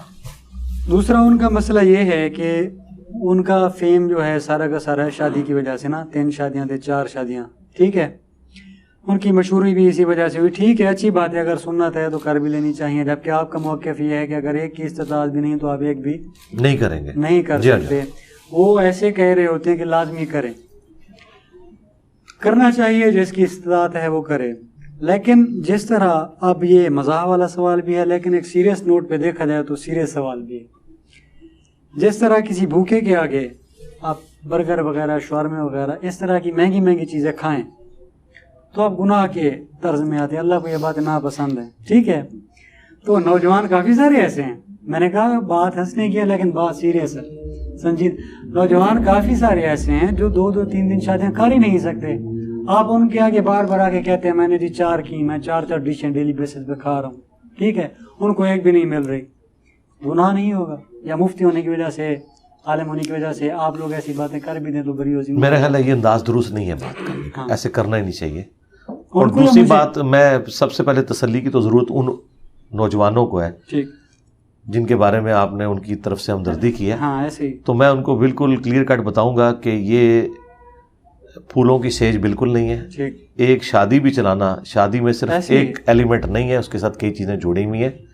وہ آپ کو شادی کے بعد پتہ چلے گا. یہ ایک ہاتھی کی دم ہے جو آپ کو نظر آ رہی ہے، اس کے پیچھے پورا ہاتھی لگا ہوا ہے. اور جیسے یہ دوسری اور تیسری کی طرف جاتے ہیں پھر تو آپ سمجھیں کہ وہ ہاتھی ایڈ ہوتے ہیں. وہ جو دم ہوتی ہے نا وہ بھی آدھی رہتی جاتی ہے. تو یہ اتنا کوئی ایسا معاملہ نہیں ہے. ہاں یہ اسی طریقے سے آپ سمجھیں جس طرح آپ کو ٹی وی ڈراموں میں ان لوگوں کا کلچر دکھایا جاتا ہے جن کا ریئل لائف سے کوئی تعلق ہی نہیں ہے. غریب لوگوں کا کلچر تو پرانے ڈراموں میں دکھایا جاتا تھا. تو ہمارے نوجوان شاید سمجھتے ہیں کہ دنیا اس چیز کا نام ہے جو ہمیں ڈراموں میں کلچر دکھایا جا رہا ہے. پریکٹیکل لائف ایسے نہیں ہوتی، وہ بالکل ڈیفرنٹ ہوتی ہے. لہذا جو علماء بھی آپ کو اس قسم کے سبز باغ دکھاتے ہیں نا، اگر شادیوں کے پوائنٹ آف ویو سے، زندگی اس سے بہت زیادہ تلخ ہے اور زندگی بہت زیادہ غموں سے عبارت ہے. یہ بہت مشکلات ہیں. میں نے تو آج تک اپنی زندگی میں کوئی بندہ دوسری شادی کرنے کے بعد سکھ ہی نہیں پایا. یہ میری خواہش ہے کہ مجھے زندگی میں کوئی ایسا بندہ ملے، لیکن وہ صحیح طریقے سے انالیسز ہو. ایک خام خواہ دعویٰ کرنا کسی کا اور چیز ہے. میں نے تو یہ دیکھا ہے کہ اس نے تکلیف کی زندگی کاٹی ہے. علی بھائی، یہ 2 سوال کرنے کے لیے یہ سوال میں نے آپ سے پوچھے تھے. ٹھیک ہے، اب تھوڑا سا سینسیٹیو موضوع پہ باتیں ہوں گی جس پہ نہیں ہوتی، زیادہ تر علماء کرتے ہی نہیں ہیں، دور بھاگتے ہیں. بروتھل ہو گیا، ٹھیک ہے، بڑا گھر جسے آپ کہہ دیتے ہیں، یعنی کہ پیسوں کی بس شارٹ کٹ میں متا شیعہ حضرات کہتے ہیں جسے. ٹھیک ہے، ہمارے یعنی کہ عام لوگوں کی زبان میں، دنیا دار لوگوں کی زبان میں وہ بروتھل ہے، وہاں پر آپ جو بھی ہے پیسوں کے بدلے. ٹھیک. اور دوسرا اس میں ہے ماسٹربیشن. ٹھیک ہے، ارے سونی زبان میں اسے مشت زنی کہہ دیتے ہیں. ٹھیک ہے، ان دونوں چیزوں کی ممانعت کہاں تک ہے؟ حرام ہے جی، دونوں مطابق قیامت تک کے لیے حرام. دونوں حرام ہے. جس کی ہو نہیں رہی وہ کیا کرے؟ 30 سال کی عمر میں وہ کہتے ہیں، جس کے پاس آپ کہتے ہیں جس کے پاس نہیں ہے معاملہ نہیں کر سکتا، ایک کی استطاعت بھی نہیں رکھتا، وہ نہ کرے، حالانکہ اس کی نیڈ ضرورت روٹی سے زیادہ ہے یا روٹی کے مترادف. دیکھیں بخاری مسلم میں حدیث ہے کہ نوجوانوں کے گروہ جس میں استطاعت ہے وہ شادی کرے، اور جو شادی نہیں کر سکتا وہ روزے رکھے، روزے رکھ کے وہ اپنی شہوت کو ٹھنڈا کرے. تو یہ ایک ذریعہ ہے جس کے ذریعے آپ اپنے معاملات کو لے کے چل سکتے ہیں. اس دور میں روزے پاسبل ہیں؟ جی روزے رکھے جا سکتے ہیں. میں اور بھی سولوشنز دیتا ہوں. دوسری طرف قرآن میں یہ بھی آیا ہے کہ جن لوگوں کی شادی نہیں ہے انہیں چاہیے وہ پاک دامن رہے. اللہ تعالیٰ نے انہیں کوئی ایکسکیپ روٹ نہیں بتایا. متا والا جو معاملہ ہے وہ ایک عرب کا کلچر چل رہا تھا، بعد میں اسے بھی منع کر دیا گیا. بخاری مسلم میں حدیث موجود ہے. جہاں تک مسٹربیشن کا تعلق ہے اس پہ میں نے ڈاکٹر ذاکر نائک کو بھی ریبٹل کیا تھا کہ جو قرآن کی وہ آیت ہے نا کہ اہل ایمان کی نشانی ہے کہ وہ اپنی شرمگاہوں کی حفاظت کرتے ہیں سوائے اپنی بیویوں کے، اور جو لونڈیاں اس زمانے میں obsolete اب ہو چکی ہیں. ٹھیک ہے، اس کے سوا جو بھی کوئی راستہ اختیار کرتا ہے وہ اللہ کی حدوں کو کراس کرتا ہے. اس آیت کے تحت جو سورۃ المومنون میں موجود ہے، امام شافعی رحمۃ اللہ علیہ نے اس سے یہ رزلٹ نکالا کہ مسٹربیشن بھی اسی کیٹیگری میں فال کرتی ہے. ٹھیک.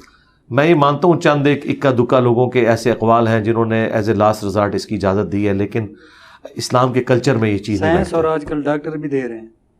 دیتے رہے جی. بات یہ ہے کہ سائنس تو یہ بھی اجازت دیتی ہے کہ آپ جو ہے وہ کنڈوم کے استعمال کے ساتھ بدکاری بھی کر لیں، تو اس کا یہ مطلب نہیں کہ اس سے کوئی بندہ ریلیکس ہونے کے لیے کرے. یہ کس کو انکار ہے کہ جتنی بھی دنیا میں اللہ تعالیٰ نے لذت والی چیزیں رکھی ہیں ان میں لذت نہیں ہے یا ان کے فائدے نہیں ہیں. شراب کو اللہ نے قرآن میں کہہ دیا کہ اس میں بھی فائدے ہیں لیکن زیادہ نقصان ہے. فائدوں سے کسی کو انکار نہیں ہے. بات یہ کہ یہ اللہ کی حدود ہے.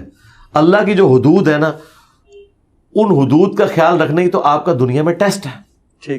دنیا میں آپ کو جتنی نعمتیں استعمال کرنے سے منع کی گئی ہیں نا، جنت میں وہ آپ کو انعام کے طور پہ ملنے والی ہیں.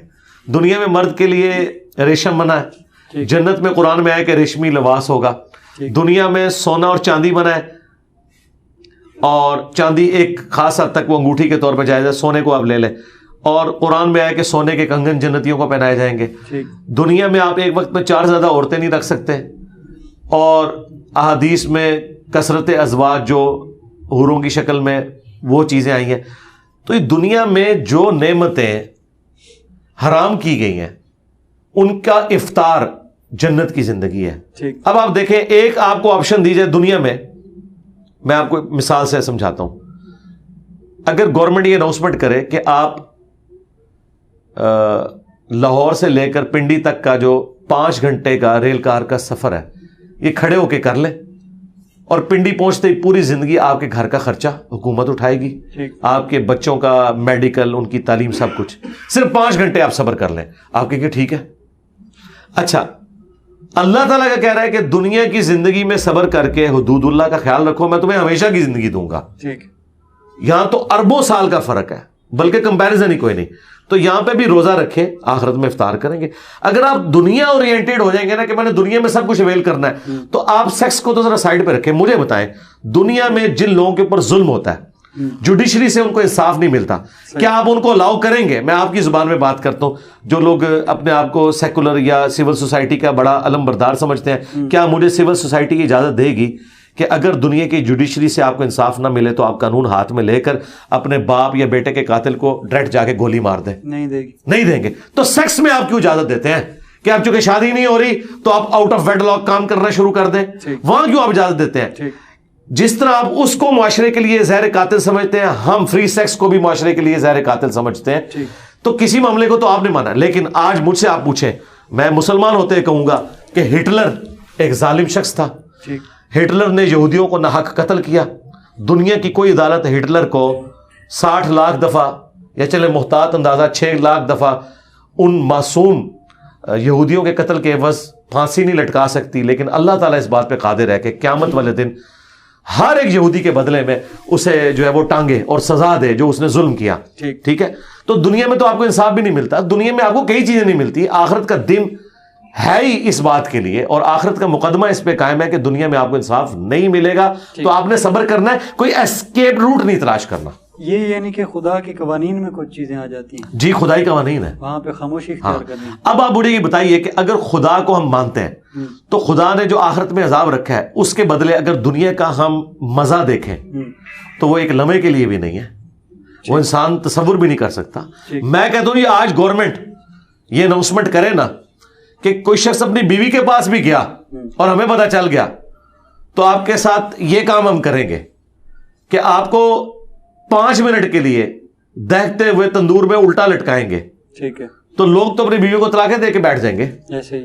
اور آخرت کا تو عذاب، حالانکہ یہ ایک جائز تعلق ہے، آخرت کا عذاب تو آپ چھوڑ دیں. ہم جب دنیا اورینٹیڈ ہوتے ہیں، یہ میری بات یاد رکھیے گا، میں آپ کے پلیٹ فارم کی وساطت سے بھی عام لوگوں تک بھی یہ بات پہنچا دوں کہ اگر آخرت کو نکال دینا تو دنیا میں جو اسلام کے قوانین ہے نا یہ ظالمانہ ہے.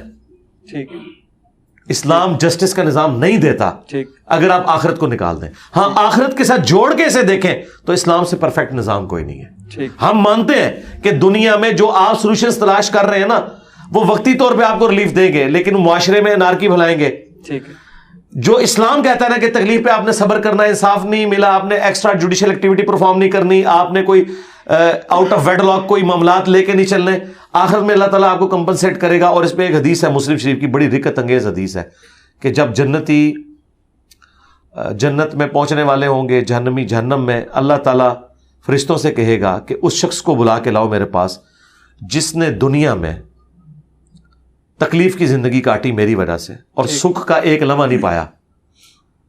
اس کو فرشتے لے کے آئیں گے، یہ صحیح مسلم میں حدیث ہے.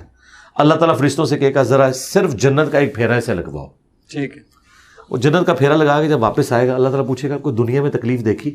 کہے گا تیری عزت کی قسم میں نے دنیا میں کوئی تکلیف نہیں دیکھی تھی، کہ یہ اگر مجھے ہمیشہ کے لیے ملنے والا ہے، میں نے دنیا میں کوئی تکلیف نہیں دیکھی. وہ قسمیں اٹھا کے کہے گا کہ میں تکلیف تو دیکھی ہے اس نے, وہ نہیں دیکھی اس لیے کہہ رہا ہے کہ اسے انعام مل گیا. اچھا پھر اللہ تعالیٰ کہے گا اب اس شخص کو بلاؤ جس نے دنیا میں عیاشی کی تھی اور حلال و حرام کی تمیز نہیں کی تھی, اسے جہنم کا ایک پھیرا لگاؤ. وہ جہنم کا پھیرا لگا کے آئے گا, کہے گا اے اللہ تیری عزت کی قسم میں نے دنیا میں ایک لمحہ بھی سکون کا نہیں کاٹا. دنیا کا سکون بھی اس کے لیے کافور ہو جائے گا جب وہ آخرت کا عذاب دیکھ لے گا. اور یہ دنیا میں بھی آپ ایکسپیرینس کر سکتے ہیں. مجھے آج یاد بھی نہیں ہے کہ میں نے انجینئرنگ یونیورسٹی میں کتنی راتیں کاٹ کے رات کو تکلیف کے ساتھ اپنے سبجیکٹس کی تیاری کی, تب میں پوزیشن حاصل کرتا تھا. جب ایک اچھی نوکری ملی تو میں سب کچھ بھول گیا. اچھا نوکری کے بعد بیوی بچے مل گئے تو مجھے نوکری کی تکلیف بھی کافور ہو گئی. اب میں اس دینی پلیٹ فارم پہ آیا ہوں, اگرچہ یہ ایک کانٹوں بھری سٹیج ہے لیکن اس کے اندر جو اللہ نے ٹیسٹ رکھا ہے میں اپنی تمام تکلیف کو بھول جاتا ہوں جب میں اس کو ٹیسٹ کو دنیا میں فیل کر رہا ہوں. ابھی تو آخرت کا انعام انشاءاللہ باقی ہے. تو آپ آخرت کے ساتھ چیزوں کو جوڑ کے دیکھیں تو اسلام ایک پرفیکٹ نظام ہے. ہاں صرف دنیا میں دیکھیں تو پھر ہود بھائی کی باتیں بالکل ٹھیک ہے. ٹھیک, ہاں جی, یعنی تھوڑا تھوڑا قوانین جہاں پہ آ جائیں وہاں پہ خاموشی ہے. جی جی جی, پھر وہ اس کا بھی جواب, کیونکہ مقدمہ ہے نا جی. آپ گاڑی کا ایک ٹائر لگا ہی نہیں رہے اور آپ کہہ رہے ہیں 3 ٹائروں پہ رکشہ میں نے چلتے دیکھا ہے, اسلام کی گاڑی کیوں نہیں 3 ٹائروں پہ چل رہی؟ تو ہم بتائیں گے بھائی وہ رکشہ تھا, ٹھیک ہے, یہ گاڑی ہے, اس کی اپنی کوالٹیز ہیں. کل کو آپ یہ کہیں گے کہ اسلام میں انصاف تو یہ ہونا چاہیے تھا کہ پریگنینسی کی تکلیف سے ایک دفعہ مرد گزرے اور ایک دفعہ عورت, تو بھائی آپ گزار کے بتا دو. صحیح بات. ہاں آپ تو اولمپکس بھی عورتوں اور مردوں کے علیحدہ کراتے ہو. یہ آپ نے بھی مانا ہے کہ مردوں کی ہاکی کی ٹیم کا عورتوں کی ہاکی کی ٹیم سے مقابلہ نہیں ہو سکتا. اگر اسلام یہی بات کرتا ہے تو آپ کہتے ہیں انصاف جو ہے کی بات ہی نہیں اسلام کرتا. ٹھیک علی بھائی, شیعہ سنی ہم 2 فرقے رکھ کے نا ان کو دیکھ رہے ہیں. سنی میں سارے آگے بریلوی, دیوبندی, اہل حدیث. شیعہ میں شیعہ آگے. شیعہ حضرات ان کتابوں کو نہیں مانتے, بخاری وغیرہ, اور سنی حضرات ان کتابوں کو نہیں مانتے. وہ بھی حالانکہ نہج البلاغہ ہو گئی, حضرت علی کے خطبات وغیرہ ہیں, اور یہ بھی یعنی کہ تو ان کا کہیں پہ کوئی ایسی جگہ ہے جہاں پر اتحاد وغیرہ ہو یا یہ ماننے کو تیار ہو جائے؟ جی قرآن ہے, قرآن ایک ہے. ہاں جی قرآن ایک ہے, اس میں کوئی تبدیلی نہیں, کوئی تبدیلی نہیں. اب رہ گئی جو حدیث کی کتاب ہے, اس میں بھی 90% مسائل ایک جیسے ہیں. ٹھیک, اور جن 10 مسائل میں سنی اور شیعہ کا اختلاف ہے نا, آپ کو مزے کی بات بتاؤں, وہ سارے مسائل اہل سنت کے ہاں بھی پائے جاتے ہیں. ٹھیک, مثلا اگر ہاتھ چھوڑنے کی بات ہے تو مالکی ہاتھ چھوڑ کے نماز پڑھتے ہیں. ٹھیک, میں بھی ہاتھ چھوڑ کے نماز پڑھنے کا قائل ہوں, آپ کے سامنے پڑھی بھی, ایک میں نے ہاتھ باندھ کے پڑھی, ایک ہاتھ چھوڑ کے پڑھی. ٹھیک, باقی بھی آپ جتنے مسائل لیں گے کہیں نہ کہیں آپ کو اہل سنت میں بھی وہ رائے ملے گی کسی نہ کسی فارم میں, لیکن وہ شاذ ہوگی لیکن ایگزسٹ کرتی ہوگی. ایسا نہیں ہوگا کہ ایگزسٹ نہ کرتی ہو. لہذا میرا خیال ہے باقی چیزوں پہ کمپرومائز کیا جا سکتا ہے جب 90% چیزیں کامن ہیں. کیا شیعہ 5 نمازوں کو نہیں مانتے؟ کیا شیعہ اگر نماز جمع کرنے کے قائل ہیں تو صحیح مسلم میں نمازیں جمع کرنے کا ذکر نہیں موجود ہے؟ کیا شیعہ جو ہے وہ کربلا جاتے ہیں حج کرنے کے لیے یا وہ مکہ مدینے کی طرف جاتے ہیں حج اور عمرے کے لیے؟ تو سب جب ہماری ساری کی ساری چیزیں کامن ہیں, چاہے وہ حج کے معاملات ہوں, روزوں کے معاملات ہوں, روزوں میں بھی جو اختلاف ہے یہ سارے کا سارا ایک سمجھ لیں فرقہ واریت کی نظر ہے.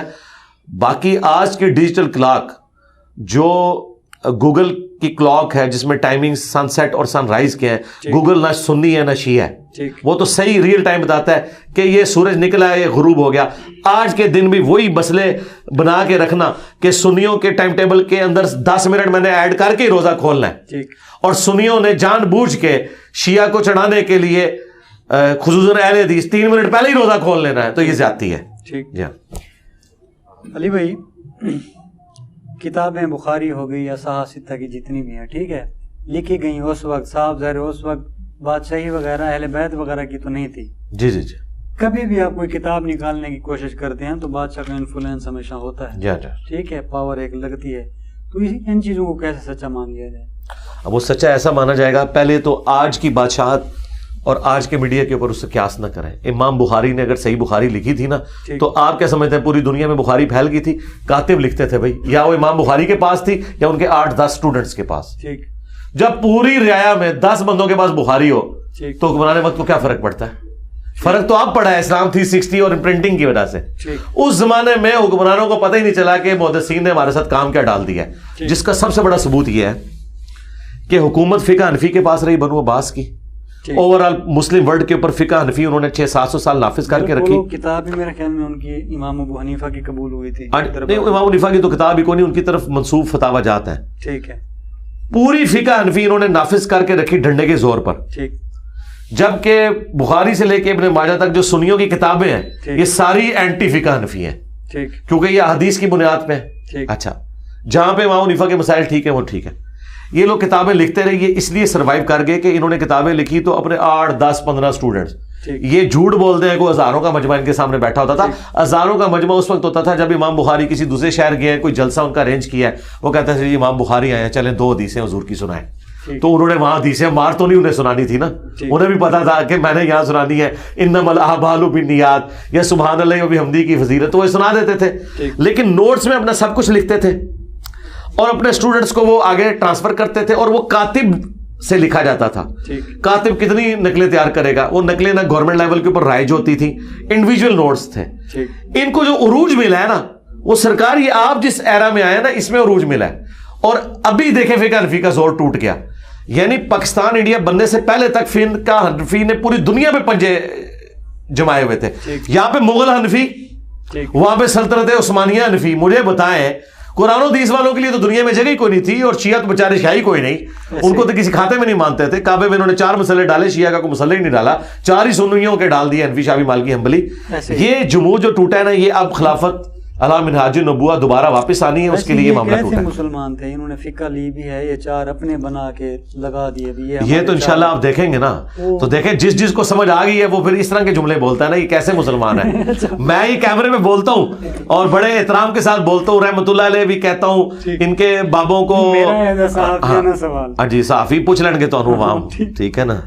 تنو کرچیا کنے بنایا بیچ انہوں نے پھر قریب جاتا ہے تنو کس ماچا بنایا کرچیا۔ میں نے ایک بار پوچھا تھا کسی بریلوی حضرات سے کہ جناب وہ 12 امام شیعہ کہتے ہیں مانتے ہیں، تو ہمارے ادھر 4 ہیں، ٹھیک ہے، تو وہ کہتے ہیں کہ جی وہ 12 کوئی نہیں، انہوں نے بس ایم ہی بنا لیا۔ نہیں، یہ سنیوں کا موقف نہیں، بالکل جھوٹ ہے۔ مجھے کہا تھا نہیں، وہ غلط کہا ہے انہوں نے، اہل سنت 12 اماموں کو مانتے ہیں۔ جب پھر بعد میں طاہر القادری صاحب کا بیان آیا تھا، پھر انہوں نے طاہر القادری صاحب نے تو ایک سمجھ لیں صدیوں کا جمود توڑا ہے۔ ہاں جی، اس حوالے سے ڈاکٹر طاہر القادری صاحب، مولانا مودودی، مولانا اسحاق، یہ 3 بندے ایسے ہیں جنہوں نے سنی شیعہ جو دراڑ تھی اس کو فل کیا اور اس کو اپنے منطقی انجام پہ ہمارے اس پلیٹ فارم نے پہنچایا۔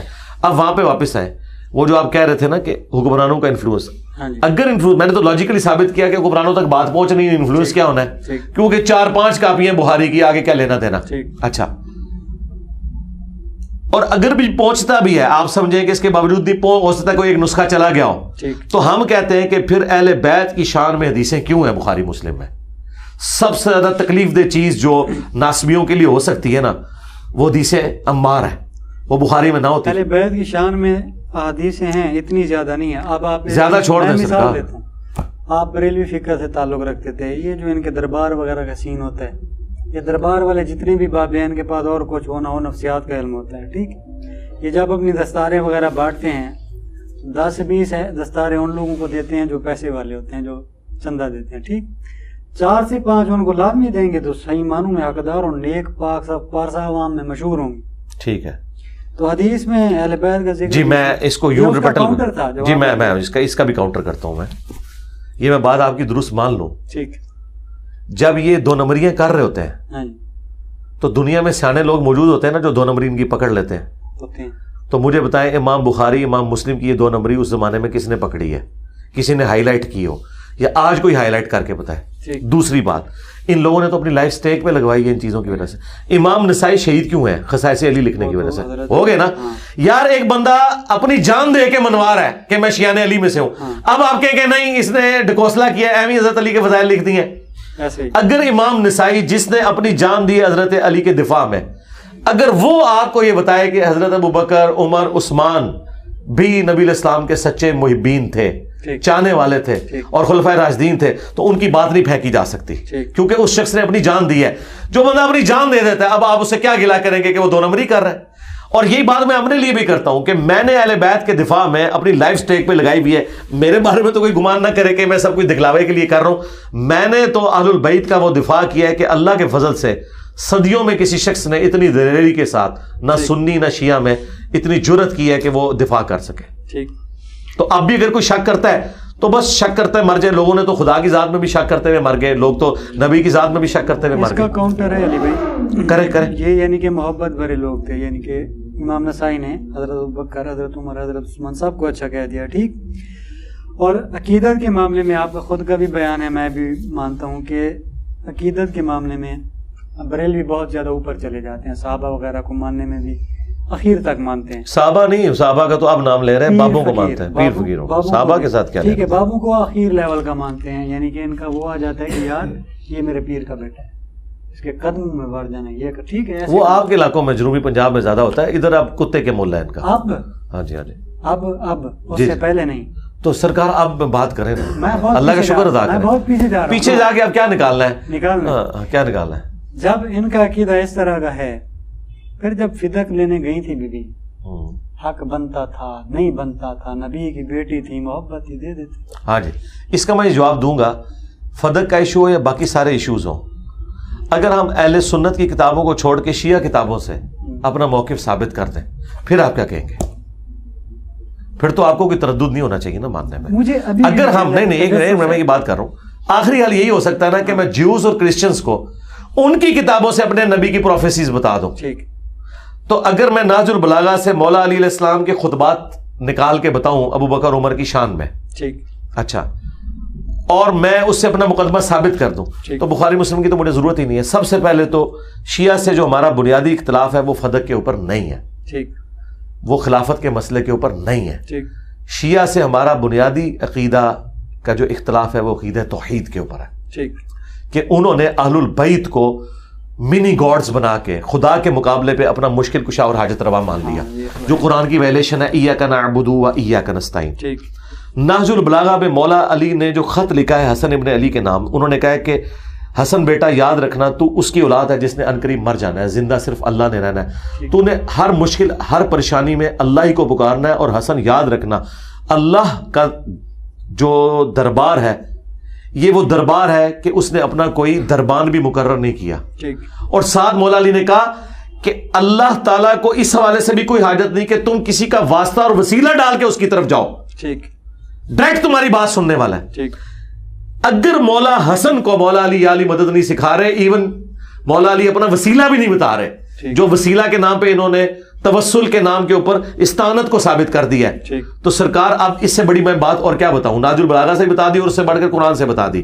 اما یجیب المضطر اذا دعا، اس میں واضح ہے کہ جو اللہ کے سوا کسی اور ہستی کے بارے میں عقیدہ رکھتا ہے، الہ مع اللہ، کیا وہ اللہ کے ساتھ تم نے اس کو الہ ٹھہرا لیا ہوا ہے؟ عقیدہ توحید قرآن اور نہج البلاغہ کی روح سے یہ شیعہ سے ہمارا بنیادی اختلاف ہے کہ اس کی کوئی جڑ آپ کی کتابوں میں موجود نہیں، نہ قرآن میں، نہ نہج البلاغہ میں، نہ بخاری مسلم میں. اس کے اوپر تو بات کریں. دوسرا عقیدہ، اماموں کے بارے میں انہوں نے یہ جو کلیم کیا کہ کوئی اللہ اور مخلوق کا ڈیوائن ریلیشن شپ ہے، کہ اللہ تعالیٰ نبی الاسلام کی وفات کے بعد بھی امامت کا سلسلہ چلائے گا، اور گائیڈڈ لوگ ہوں گے. اگر امام سے مراد یہ ایکسپرٹ لیتے ہیں نا کہ وہ قرآن و سنت کے سمجھنے والے ہیں، تو سارے اماموں کو ہم مانتے ہیں. لیکن اگر آپ مولا علی علیہ السلام یا باقی اماموں کے بارے میں کہیں کہ یہ ڈیوائن ہے، خدا کی طرف سے مقرر کرتا ہے، تو یہ بڑا خطرناک معاملہ ہے. کیونکہ نہج البلاغہ میں مولا علی علیہ السلام کا خطبہ ہے اور رسول اللہ کی میت پہ انہوں نے کہا یا رسول اللہ آپ کی موت اگلے انبیاء کی موت کی طرح نہیں ہے، آپ کی موت کی وجہ سے آسمان کا زمین سے رشتہ منقطع ہو گیا. یہ نہج البلاغہ میں لکھا ہے. مولا علی کسی کشف، کسی الہام، کسی ڈیوائن ریلیشن کو اپنے لیے بھی نہیں مان رہے حضور کی وفات کے بعد، تو باقی امام تو شاہی کوئی نہیں، جتنے بھی امام لوگوں نے کھڑے کیے ہیں. یوں سمجھے یہاں پر شیعہ غلو وغیرہ کر جی سرکار، یہ ہے بنیادی اختلاف. ماتم بہت چھوٹی چیز ہے، ماتم ہمارے نزدیک اتنا ہی اختلاف ہے جتنا بریلویوں نے میلاد کے جلوس نکالے ہوئے ہیں. اس سے زیادہ ہم اس سے کوئی تکلیف نہیں ہوتی. ہمیں اصل اختلاف ہوتا ہے جب توحید کے مسئلے میں، امامت کے مسئلے میں آپ ایک پیرلل میں عقیدہ کھڑا کرتے ہیں، ہم اسے ختم نبوت کے اور توحید کے منافی سمجھتے ہیں. معصومیت علی بھائی یوں سمجھیں انبیاء تک رہ جائے گی. ٹھیک، ہم تو انبیاء کو بھی اس طرح معصوم نہیں مانتے جس طرح یہ لوگ مانتے ہیں. سرکار بات یہ ہے انبیاء بھی جو معصوم ہے وہ یہ معصوم نہیں ہے کہ انبیاء غلطی نہیں کر سکتے. انبیاء معصوم یہ ہے کہ انبیاء گناہ نہیں کریں گے. گناہ اور غلطی میں فرق سمجھیے گا. قرآن میں آیا ہے کہ حضرت آدم سے بھی غلطی ہوئی، حضرت یوسف کے بارے میں آیا کہ وہ بھی عورت کا قصد کر لیتے اگر اللہ نہ بچاتا. موسیٰ علیہ السلام سے بندہ قتل ہو گیا. نبی علیہ السلام کے بارے میں آیا کہ غزوہ بدر کے قیدی چھوڑ دیے انہوں نے. غزوہ تبوک کے موقع پر آیا کہ انہوں نے لوگوں کے بہانے قبول کر لیے. اللہ نے فرمایا نبی اللہ آپ کو معاف کرے، آپ نے یہ کیوں کیا. اور سورہ انفال میں تو آیا کہ اللہ نے آپ کو اور آپ کے ساتھیوں کو عذاب دینا تھا جو آپ نے غزوہ بدر کے قیدیوں کو چھوڑ دیا. اتنے سخت الفاظ ہیں، تو ظاہر ہے اجتہادی غلطیاں ہوئی ہیں نا. نبی کی معصومیت کا مطلب یہ یہ ہے کہ نبی آج کی ڈیٹ میں معصوم ہے. اپنی زندگی میں اگر اسے کوئی مس ہینڈلنگ ہوئی ہے نا اللہ کے ریفرنس سے, تو اللہ نے اس کی ریمیڈی کی, اس نے رجوع کیا, اور آج کی ڈیٹ میں نبی کی جو تعلیمات ہم تک پہنچی ہیں وہ معصومیت والی ہیں. نبی کا معصوم ہونا قطعاً یہ نہیں ہے کہ نبی روبوٹ ہے. تو اگر نبیوں کے بارے میں قرآن یہ عقیدہ رکھ رہا ہے تو سرکار باقی تو پھر شاہی کوئی نہیں. سیدھی سی بات ہے. اب اس معاملے کو ڈسکس نہیں کرنا چاہیے, یہیں پہ یعنی فکس ہو جانا چاہیے کہ حضرت چاروں کے چاروں خلفائے راشدین آپس میں اچھے تعلقات میں تھے. جی یہ سمجھ فتنہ پھیلایا جا رہا ہے جہاں سے بھی ہو. اچھے تعلقات میں تھے. جو اختلاف آئے ہیں وہ اس نوعیت کے نہیں جو یہ ہیں, ٹھیک, اس نوعیت کے نہیں ہیں. مثلاً یہ فدق کا مسئلہ آیا ہے لیکن مولا علی نے ایکسیپٹ کر لیا. ٹھیک. اور یہ بھی مسئلہ آیا کہ سقیفہ بنی ساعدہ میں آج اگر ہم ماضی میں دیکھیں, سیدنا ابو بکر کی خلافت جس طرح اسٹیبلش ہوئی, بخاری میں خود خطبہ موجود ہے کہ حضرت عمر نے کہا کہ اس طرح دوبارہ کی بیعت نہیں ہونی چاہیے. وہ بھی اس کو ایک کیٹاسٹرافک کنڈیشن سمجھتے تھے. ان کے بابا والا واقعہ وہ بھی سچ ہے. کون سا؟ ابو قحافہ. میرے خیال کیا حضرت ابو بکر کے والد کا نام ابو قحافہ تھا. ہاں مسلمان ہو گئے تھے وہ. ان کا جو واقعہ ہے وہ سچا تھا. کون سا واقعہ؟ کہ بھی روکتے ہیں تم کیوں لے کے آئے ہو خلافت. نہیں ایسی کو بات جا کے علی کو دے دو. نہیں ایسی کو بات نہیں, ایک کہانی ہے. ابو سفیان نے کہا تھا حضرت علی کو کہ آپ ان کے خلاف کھڑے ہو. حضرت علی نے ایکسیپٹ کر لیا نا جی. فدق کا مسئلہ بھی جو بھی تھا ایکسیپٹ کیا. یہ کہتے ہیں جی وہ امت کے وسیع تر مفاد میں کیا. امت کے وسیع تر مفاد میں اس زمانے میں انہوں نے کر لیا. آپ آج بھی کرنے کے لیے تیار نہیں ہو. آپ علی کے شیعہ ہو یا بنو امیہ کے شیعہ ہو. ٹھیک ہے. دیکھیں جس سے علی کی لڑائی مرتے دم تک رہی ہے, میری آج بھی اس سے لڑائی ہے, بنو امیہ. اور جن کے ساتھ حضرت علی نے کمپرومائز کیا ہے, حضرت عثمان جو کہ بنو امیہ سے تھے, ان کے ساتھ کمپرومائز کیا, ان کے لیے ان کی وفات کے بعد دعائیں کی. ہماری ان سے صلح ہے. امیر شام سے نہیں کی, ہماری آج بھی صلح نہیں. سیدھی سی بات ہے. یعنی کہ 4 بڑے صحابہ کرام جن کا نام بار بار لینا پڑھنا فرض بھی بنتا ہے, ٹھیک ہے, اچھا کام ہے. جی. اس کے علاوہ کئی سارے ایسے صحابہ کرام ہیں جن کا ذکر نہیں ہوتا, جبکہ حضرت معاویہ وغیرہ اس طرح کے لوگوں کا نام ہم تذکرہ وغیرہ. اس کی وجہ یہ کہ آپ سے یعنی کہ حضرت معاویہ سے کئی سارے افضل صحابہ اور بھی ہیں. نہیں میرا حال ہے آلموسٹ سارے ہی افضل ہیں ان سے. تو ایسے ہی. ہاں جی اس طرح ہے. تو ان کا نام وغیرہ نہیں ہوتا, ان کو اتنا وہ میں نے آپ کو بتایا نا کہ علماء ہوں یا صحابہ ہوں, اگر کوئی فرقہ ان کو آن کرنا شروع کر دے نا تو وہ فلرش کر جاتے ہیں. حضرت معاویہ کو ایک فرقے نے آن کر لیا نا, ناسبیوں نے, دھندے کی خاطر. اچھا ہاں دھندہ ہی ہوا ہے. اچھا مولانا اسحاق صاحب ہمارے استاد سے پوچھا گیا کہ نبی اسلام کی تو 4 بیٹیاں ہیں, شیعہ کے بڑے علماء بھی مانتے ہیں, ایران کے بھی علماء مانتے ہیں, تو باقی 3 بیٹیوں کا اتنا ذکر کیوں نہیں؟ تو مولانا اسحاق نے بڑا پیارا جواب دیا, ان کا باقی 3 کو پارٹی نہیں ملی, فاطمہ کو پارٹی مل گئی. یہ نیچرل میں بات آپ کو بتا رہا ہوں. ان کو پارٹیاں جن کو ملی ہیں نا ان کے نام آگے چلے ہیں. جن کو پارٹیاں نہیں ملی نا, سوشل میڈیا ہوتا تو واللہ پارٹی کی بھی ضرورت نہیں تھی. یعنی اگر آپ مجھے کہنا مجھے پارٹی کی بھی ضرورت نہیں, میری تو کوئی پارٹی نہیں ہے, دنیا میں ہلچل مچ گئی ہے. لیکن مولانا مودودی رحمہ اللہ کو اگر جماعت اسلامی ایک جماعت نہ ملتی تو جس زمانے میں مودودی صاحب تھے نا ان کو عروج نہیں ملنا تھا. ان کی تو 1 آدھ ویڈیو ہے, اور تحریریں تو بہت کم لوگوں نے پڑھنی تھی. لیکن اب جو یہ زمانہ ہے, مولانا اسحاق کو کوئی پارٹی نہیں ملی, آج بھی مولانا اسحاق کو لوگ سن رہے ہیں. اچھا ڈاکٹر اسرار صاحب کی اپنی جماعت ان کی لیگیسی کو اس طرح نہیں لے کے چل سکی. ڈاکٹر اسرار اپنی پرسنالٹی ویڈیوز کی وجہ سے چل رہے ہیں. آج کے زمانے میں تو آپ کہہ سکتے ہیں کوئی شخص اپنے انڈیویجول ٹیلنٹ کے اوپر چل سکتا ہے, لیکن اس زمانے میں جب تک کوئی پارٹی نہیں تھی نا کسی کو لیتی تو اس کو اس طرح پذیرائی نہیں ملتی تھی. تو تاریخ میں آپ کو جتنی بڑی پرسنالٹیز ملیں گی نا وہ اس لیے مل رہی ہوں گی کہ کسی پارٹی نے انہیں آن کیا. مجھے بتائیں کیا امام باقر علیہ السلام کے جو بھائی تھے امام زید, کیا یہ ایک ہی بھائی تھا ان کا؟ کئی بھائی تھے.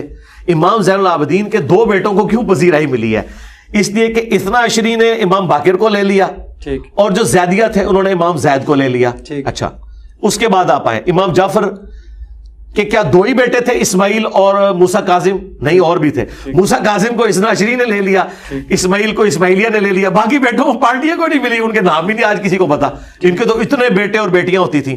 ٹھیک ہے, تو یہ ہوتا ہے, وہ چیزیں ہائی لائٹ ہو جاتی ہیں. میں آپ کے پلیٹ فارم سے آپ کے لیے بھی آج بڑی حیران کن بات کروں. جو لوگ پنج تن پاک کے کانسیپٹ کو اس حوالے سے لے کے جاتے ہیں کہ جی مباہلے کے موقع پر نبی الاسلام باقی بیٹیوں کو کیوں نہیں لے کے آئے, ایک تو ہم ان کو یہ جواب دیتے ہیں کہ باقی 3 بیٹیاں تو فوت ہو چکی تھی. اچھا ایک اور جواب جو ہمارے استاد مولانا اسحاق صاحب نے دیا وہ بڑا پیارا جواب تھا. وہ کہتے ہیں اس کو تو چھوڑ دیں. مولانا اسحاق صاحب بعض اوقات تو اتنا بڑا چھکا مارتے تھے کہ وہ پلانٹ ارتھ کیا وہ آپ کی ملکی وے سے بھی باہر جاتا تھا. انہوں نے کہا کہ میں شیعہ سے پوچھتا ہوں کہ مباہلہ کے موقع پر حسن حسین فاطمہ گئے تو حضرت علی کی جو بیٹی تھی زینب، کیا وہ اہل البیت میں سے نہیں ہے؟ ٹھیک، تو زینب کو تو حضور نہیں لے کے گئے. ٹھیک، زینب تھی اس وقت جب مباہلہ ہوا ہے. مباہلہ کب ہوا ہے؟ حضور کی وفات سے 1-1.5 سال پہلے.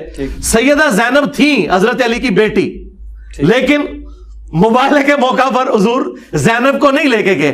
کس شیعہ کی جرأت ہے وہ زینب کو اہل بیت سے باہر نکالے، جس نے یزید کے دربار میں خطبہ دیا ہے اور اپنے بھائی حسین کا دفاع کیا ہے؟ اگر زینب اس وقت حضور کے ساتھ نہیں گئی اور اہل بیت سے خارج نہیں ہوئی تو باقی 3 بیٹیاں کیسے خارج ہوگی؟ کیڑا بڑا پھکا دیتا ہے جی مولا صاحب نے. آخری 2-3 سوال ہی رہتے ہیں علی بھائی. ہاں جی. ہندوستان میں ویسے اسلام انٹر کب ہوا؟ صحابہ کرام کی قبریں وغیرہ پائی جاتی ہیں، ہمارے علاقوں میں بھی ہیں. حضرت سعد بن ابی کوئی صحابی اگر ہیں، مزار بھی یار ہمارے جیلوں میں بھی ایک صحابی کی قبر بنی ہوئی ہے، خود سے لوگوں نے بنائی. نہیں یار، کوئی اس طرح وثوق سے نہیں کہا جا سکتا. اسلام کہاں سے آیا؟ اسلام دیکھیں بنو امیہ کے دور میں اسلام آ گیا تھا یہاں پہ. ٹھیک. محمد بن قاسم جب یہاں پہ آیا، اسلام آیا تھا، اسلام بھی آیا، مسلمان بھی آئے. وہ والا اسلام اگر آپ کہتے ہیں وہ تو اسلام وہاں پہ بھی نہیں تھا جہاں سے آ رہا تھا. اسلام جس کو آپ رناؤنڈ اسلام کہتے ہیں. نہیں، محمد بن قاسم اسلام کی دعوت کے لیے آئے؟ نہیں، اسلام کی دعوت کے لیے تو نہیں آیا تھا، آیا کسی اور مسئلے میں تھا، لیکن بہرحال اسلام بھی ساتھ لے آیا نا. ٹھیک ہے نا. وہ ایک نیچرلی وہ اپنا مذہب بھی تو لے کے آئے نا. جس طرح انڈونیشیا اور ملیشیا میں اسلام نہیں گیا تھا، مسلمان تاجر گئے تھے تو ساتھ اپنا اسلام بھی لے گئے. ٹھیک ہے. یہ تو ایک نیچرل ہے، جب کوئی بندہ جاتا ہے تو اپنا ریلیجن اپنا ساتھ لے کے جا رہا ہوتا ہے. اسی طرح ہی پھیلتا ہے نا، کوئی ایک سبب بھی بنتا ہے نا. وہ بعض اوقات کوئی حادثہ بھی ہو سکتا ہے. ایک سوال یہ بھی تو بنتا ہے کہ وہ ساتھ میں ناسبی لایا ہوگا. جی ناسبی لایا تو ختم ہی ہوگی نا، کتنا عرصہ چلنی تھی. لیکن آپ ایک ذہن میں رکھیے گا بات، یہ میں انصاف کے ساتھ، اب مجھ سے زیادہ تو اہل بیت کا دفاع کرنے والا کوئی نہیں ہے. بالکل ٹھیک ہے. میں یہ پورے وثوق سے کہتا ہوں کہ سنیت پہ اللہ تعالیٰ کا اس حوالے سے کرم رہا ہے. تھرو آؤٹ اسلامک ہسٹری میں سنیت میں کبھی حضرت علی کا بغض نہیں رہا. ٹھیک. یہ ضرور رہا ہے کہ انہوں نے بنو امیہ کا دفاع کیا ہے. ٹھیک. اچھا وہ دفاع بھی ڈرتے ڈرتے کیا ہے. یہ کبھی نہیں کہا کہ جی معاویہ جو ہے حضرت علی کے ٹکر کے تھے. نو نو نو نو نو. وہ کہتے تھے یار ان سے غلطی ہو گئی، بس ان کے بارے میں زبان بند رکھو. ہاں یہ کبھی نہیں کہا کہ جی بڑی وہ خدمت کو اسلام کی کر کے گئے. نہیں نہیں نہیں نہیں. بلکہ میں آپ کو بتاؤں وہ لوگ جنہوں نے شیعہ کے ساتھ مناظرے لڑے ہیں نا سنیوں کے دفاع پہ، ان کا بھی حضرت معاویہ کے بارے میں یہ موقف تھا کہ حضرت معاویہ حضرت علی کی جوتیوں میں بھی بیٹھے نا، حضرت علی کے صحابہ کی جوتیوں میں بھی بیٹھے، تو ان کے لیے اعزاز ہے. جو عبدالعزیز محدث دہلوی تحفہ اثنا عشریہ لکھا ہے، تو امیر شام کے بارے میں ان کی کتنی سخت رائے ہے آپ سوچ بھی نہیں سکتے. علامہ وحید الزمان، چلے ان سے پہلے نواب صدیق حسن بھوپالوی جو اہل حدیث کے سب سے بڑے یہاں پہ سب کانٹیننٹ میں سمجھ لیں محسن بھی ہیں، عالم بھی ہیں، اور اتنے بڑے وہ عالم ہیں کہ شیخ البانی جو محدث اعظم سعودی ہیں وہ ان کو امام لکھتے ہیں. امام نواب صدیق حسن بھوپالوی وہ تو کہتے تھے کہ امیر شام کی جنگ جو ہے وہ دنیاوی لالچ سے خالی نہیں تھی. ٹھیک ہے. اچھا اب جب اس طرح کے لوگ آ کے بات کرتے ہیں پھر یہ کہتے ہیں نہیں جی وہ چونکہ سید تھے ان کا جھکاؤ اس طرف تھا. ایسا نہیں تھا. سنیت ہمیشہ پرو علی رہی ہے. سنیت کبھی بھی پرو بنو امیہ نہیں ہوئی ہے. پرو بنو امیہ صرف اتنی تھی کہ وہ یہ کہتے تھے کہ آپ اس بنیاد پہ اس کو صحابی ہونے کی وجہ سے لان تان نہ کریں، اختلاف رائے رکھیں، اور اس کی غلطیوں کی وجہ سے حضرت عثمان غنی رضی اللہ تعالیٰ عنہ کو تختہ مشق نہ بنائے. بس اس سے زیادہ کچھ نہیں تھا. حضرت عثمان غنی رضی اللہ تعالیٰ عنہ کی غلطیوں کو بھی سنیت نے مانا. بخاری میں لکھا ہوا ہے کہ حضرت علی نے ان کو کہا کہ آپ جو ہے وہ نبی اسلام کی وصیت کے مطابق آپ کے گورنروں کی شکایت آ رہی ہے مال غنیمت تقسیم کریں. امام بخاری نے یہ نقل کیا ہے. فقہ حنفی کی بنیادی فقہ کی کتابوں میں موجود ہے، ہدایہ ہو باقی کتابیں، کہ مال غنیمت حضرت عثمان کے طریقے پہ نہیں تقسیم ہوگا، ابو بکر عمر کے طریقے پہ تقسیم ہوگا. اب مجھے بتائیں ہدایہ 1000 سال پہلے ہدایہ لکھی گئی ہے، کیا انجینئر صاحب کی انہوں نے ویڈیوز دیکھی ہوئی تھی؟ نہیں. ان کو پتا تھا کہ مس ہینڈلنگ ہوئی ہے، لیکن اس کے باوجود حضرت عثمان کو رسپیکٹ دیتے تھے. ٹھیک ہے. حضرت میر معاویہ کے بارے میں بدر الدین عینی آج سے 600 سال پہلے لکھ گیا ہے کہ تم کہتے ہو کہ معاویہ کو ایک اجر ملے گا، اس کے لیے تو یہی کافی ہے، اسے اللہ تعالیٰ صحابی ہونے کی وجہ سے چھوڑ دے. کیا اس نے انجینئر کی ویڈیوز دیکھی تھی؟ ملا علی قاری جو ہر درجے میں امیر شام کا دفاع کرتے ہیں، تو انہوں نے تو یہاں تک لکھا ہے کہ امیر شام کو چاہیے تھا کہ حضرت علی کی بیعت کر لیتے، جو انہوں نے نہیں کی. نمبر 2 انہوں نے بغاوت کی، مرقاء کے اندر انہوں نے لکھا. نمبر 3 انہوں نے قصاص عثمان کو اپنی ڈھال بنا لیا، اندر وہ خلافت کی لالچ چھپائے ہوئے تھے. نمبر 4 حدیث عمار نے ان کو ان کے چھپی ہوئی بغاوت کو ظاہر کر دیا. اور نمبر 5 امیر معاویہ کے کنڈکٹ نے قرآن و سنت کو پیٹ کے پیچھے ڈال دیا, اور پتہ ہے نمبر 6 پہ انہوں نے کیا لکھا, لیکن ہمیں چاہیے اپنی زبان بند رکھیں. ٹھیک, ہم بھی یہ کہتے ہیں کہ میرا عقیدہ وہی ہے جو ملا علی قاری کا ہے. ویسے میرا اس سے ہلکا تھا, لیکن ملا علی قاری کے سے مجھے حوصلہ ہوا تو میں نے ایک سٹیپ اور آگے بڑھایا. میں کہ ملا علی قاری ویل ڈن رحمہ اللہ تعالی. آج ایک بات آپ نے کی صبح خطاب میں ہی, چھوٹی سی بات ہے, اس میں نے ایک پوائنٹ نوٹ کیا, اس پر تھوڑا سا جواب دیں. صلح حدیبیہ کا جب معاملہ ہوا, آپ نے کہا نبی پاک صلی اللہ علیہ وسلم نے کہا کہ چلیں, حضرت عمر نے کہنا نہیں مانا. ٹھیک, اس کے بعد بیٹھ گئے, پھر گئے, نبی نے روک دیا, پھر بھی عمر جا رہے ہیں ابو بکر کے پاس, کیوں؟ تو حضرت ابو بکر نے آگے سے ڈانٹ دیا تھا نا.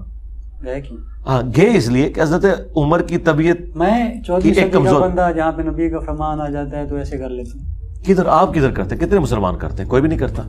جو ڈائریکٹ وغیرہ ہو نہیں, یہ بات آپ نہ کریں, علماء بھی نہیں کرتے. آپ نبی کا فرمان ذرا کسی عالم کو, اور سرکار آپ چلے جائیں نا, آپ جنوبی پنجاب سے ہیں نا, بابلک ملتانی کے مزار پہ جا کے مسلم کی حدیث سنائے نا کہ قبروں پہ مارتے مت بناؤ.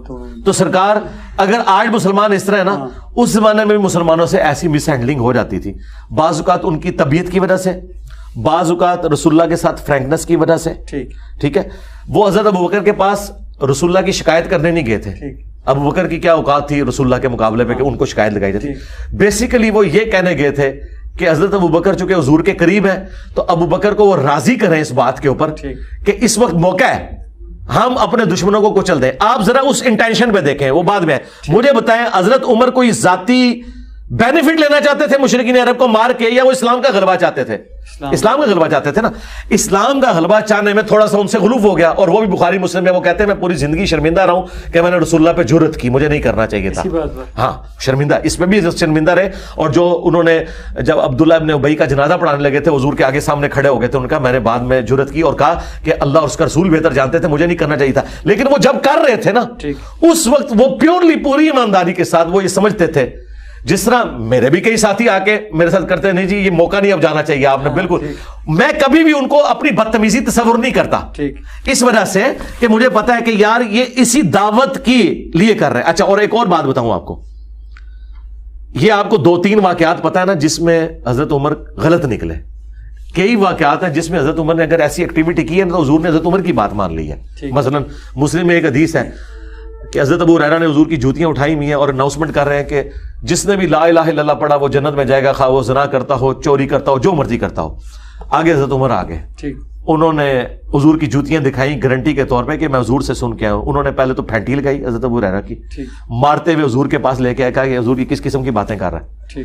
اب فرمایا کہ میں نے اس کو بتائی تھی یہ بات. انہوں نے کہا یا رسول اللہ اگر آپ اس طرح اناؤنسمنٹ کروائیں گے تو لوگ عمل کرنا چھوڑ دیں گے. آپ فرمایا ٹھیک ہے پھر لوگوں کو عمل کرنے دو.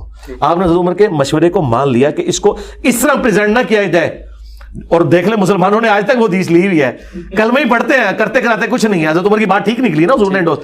لہٰذا آپ یاد رکھیے گا نبی علیہ السلام کی مخالفت حضرت عمر نے جہاں جہاں کی ہے نا, ہمیشہ ایسا نہیں ہوا کہ حضور نے اسے ریجیکٹ کیا ہو, بعض اوقات ایکسیپٹ بھی کیا. اور آپ کی وہ باتیں بھی سچی ہیں جہاں پہ آیات تبدیل ہوئی ہیں. کیا حضرت عمر کے مشورے پہ؟ کیا قرآن کی آیات؟ نہیں, قرآن کی آیات نہیں تبدیل ہوئی. اللہ تعالیٰ نے جو حضرت عمر فاروق رضی اللہ تعالیٰ کے دل میں کوئی مشورہ آیا تھا اس کے مطابق قرآن نازل کیا. وہ قرآن تو پہلے کا اللہ کے پاس موجود ہے, اور صرف یہ حضرت عمر کی تو خوبی نہیں ہے. ابو داؤد میں, نسائی میں موجود ہے, ایک صحابی کو خواب میں اذان کے کلمات سکھائے گئے تھے, اور صحابہ کرام مشورہ کر رہے تھے آپس میں. نبی علیہ السلام نے کو مشورہ دیا گیا کہ آپ گرجے کی جس طرح گھنٹی بجائی جاتی ہے اس طرح گھنٹی بجا کے بلائے مسلمانوں کو نماز کے لیے. کسی نے کوئی مشورہ دیا, ایک صحابی نے کہا یا رسول اللہ میں نے خواب دیکھا ہے کہ یہ کلمات ہیں. آپ نے کہا پڑھو, اس نے پڑھی اللہ اکبر اللہ اکبر اور یہ کلمات, اور نبی علیہ السلام نے اس کو انڈورس کر دیا. تو یہ صرف حضرت عمر نہیں, باقی صحابہ کے ساتھ بھی حضور کے زمانے میں کسی کو خواب آ جاتا تھا, اللہ تعالیٰ کسی کے ذریعے کسی کے دل میں بات ڈال دیتا تھا اور وہ اسٹیبلش ہو جاتی تھی. ہاں, تو اس کو آپ حضرت عمر کے ساتھ نہ جوڑیں اس حوالے سے کہ بھئی کوئی ہم نے حضرت عمر کے اوپر دین کو کھڑا کیا ہوا. نہیں, وہ کسی صحابی کے دماغ میں کوئی مشورہ آ سکتا تھا, کسی بھی صحابی کے دماغ میں کوئی مشورہ آ سکتا ہے. حضرت سلمان فارسی نے مشورہ دیا خندق کھودنے کا, نبی علیہ السلام نے اس کو ایگری کر لیا. تو یہ جو باقی واقعات بھی ملتے ہیں اس اعتبار سے, اور وہ بھی حضرت عمر کا دیکھیں, حضرت عمر کا وہ آپ اس کو شرح صدر کہہ لیں, تکا کہہ لیں, وہ لگ اس لیے گیا کہ وہ ان کی طبیعت تھی. مثلا حضرت عمر کی یہ طبیعت تھی کہ یا رسول اللہ آپ کی بیویوں کو تو پردہ کر کے نکلنا چاہیے, نبی کی بیوی ہو کسی کی جرت کے حضور کی بیوی کی طرف دیکھ لے. اب یہ ذرا ان کی طبیعت کی سختی ہے, ٹھیک ہے نا, انہوں نے اپنی طبیعت کے مطابق مشورہ دیا, وہ لگ گیا, اللہ تعالیٰ نے ایکسپٹ کر لیا, ٹھیک ہے نا. کبھی طبیعت کے خلاف کوئی مشورہ نہیں ہے. اچھا, اسی طریقے سے انہوں نے کہا یہ غزوہ بدر کے قیدی انہوں نے مسلمانوں پہ اتنے ظلم کیا, یا رسول اللہ انہوں نے وڈو, ٹھیک ہے, اور حضور اور ابو بکر کی خواہش تھی نہیں چلو یار چھوڑ دیتے ہیں, ابھی کون سا ہے, ہو سکتا ہے کوئی تلیف قلب ہو جائے. اب حضرت عمر اگر چھوڑنے کا مشورہ دیتے ہیں تو آپ کہتے ہیں کہ ہم نے حدیث گاڑ لی ہے. انہوں نے جو کچھ بھی مشورہ دیے نا بھیجا اپنی طبیعت پہ دیا ہے. اچھا ادھر بھی آ جائے تعویل قبلہ والا بھی, انہوں نے کہا یار یہ مشرکین عرب بھی سارے لوگ جو ہے وہ یہ مستجاب پہ کھڑے ہو کے نماز پڑھتے ہیں اور یہاں پہ بیت المقدس کی طرف منہ ہوتا ہے, آپ مقام ابراہیم پہ کھڑے ہو نا, بیت المقدس کا ہمارا کیا لینا دینا. جب ایک نئی امت کھڑی ہوئی ہے تو ہم نے ایسی دیوار پہ کھڑا ہونا ہے کہ جہاں بیت المقدس سامنے آئے ہی نا, کوئی بیت المقدس کو کعبے کے برابر سمجھے ہی نا, تو آپ مقام ابراہیم پہ کھڑے ہو, بیت المقدس آپ کے رائٹ پہ رہ جائے گا اور آپ اس دیوار پہ کھڑے ہو. قرآن میں آ گیا واتخذوا من مقام ابراہیم مصلی. آپ یہ سارے مشورے میں آپ کو بتاؤں, حضرت عمر کے زمانے میں اگر میں ہوتا نا, میرے مشورے بھی تقریباً ایسے ہی ہوتے ہیں جو حضرت عمر کے تھے, طبیعت کی سختی کی وجہ سے. اور اس طریقے سے ہمارے عثمان بھائی ہوتے ہیں, ان کے مشورے وہی ہوتے ہیں جو حضرت ابو بکر کے تھے, اپنی طبیعت کی نرمی کی وجہ سے.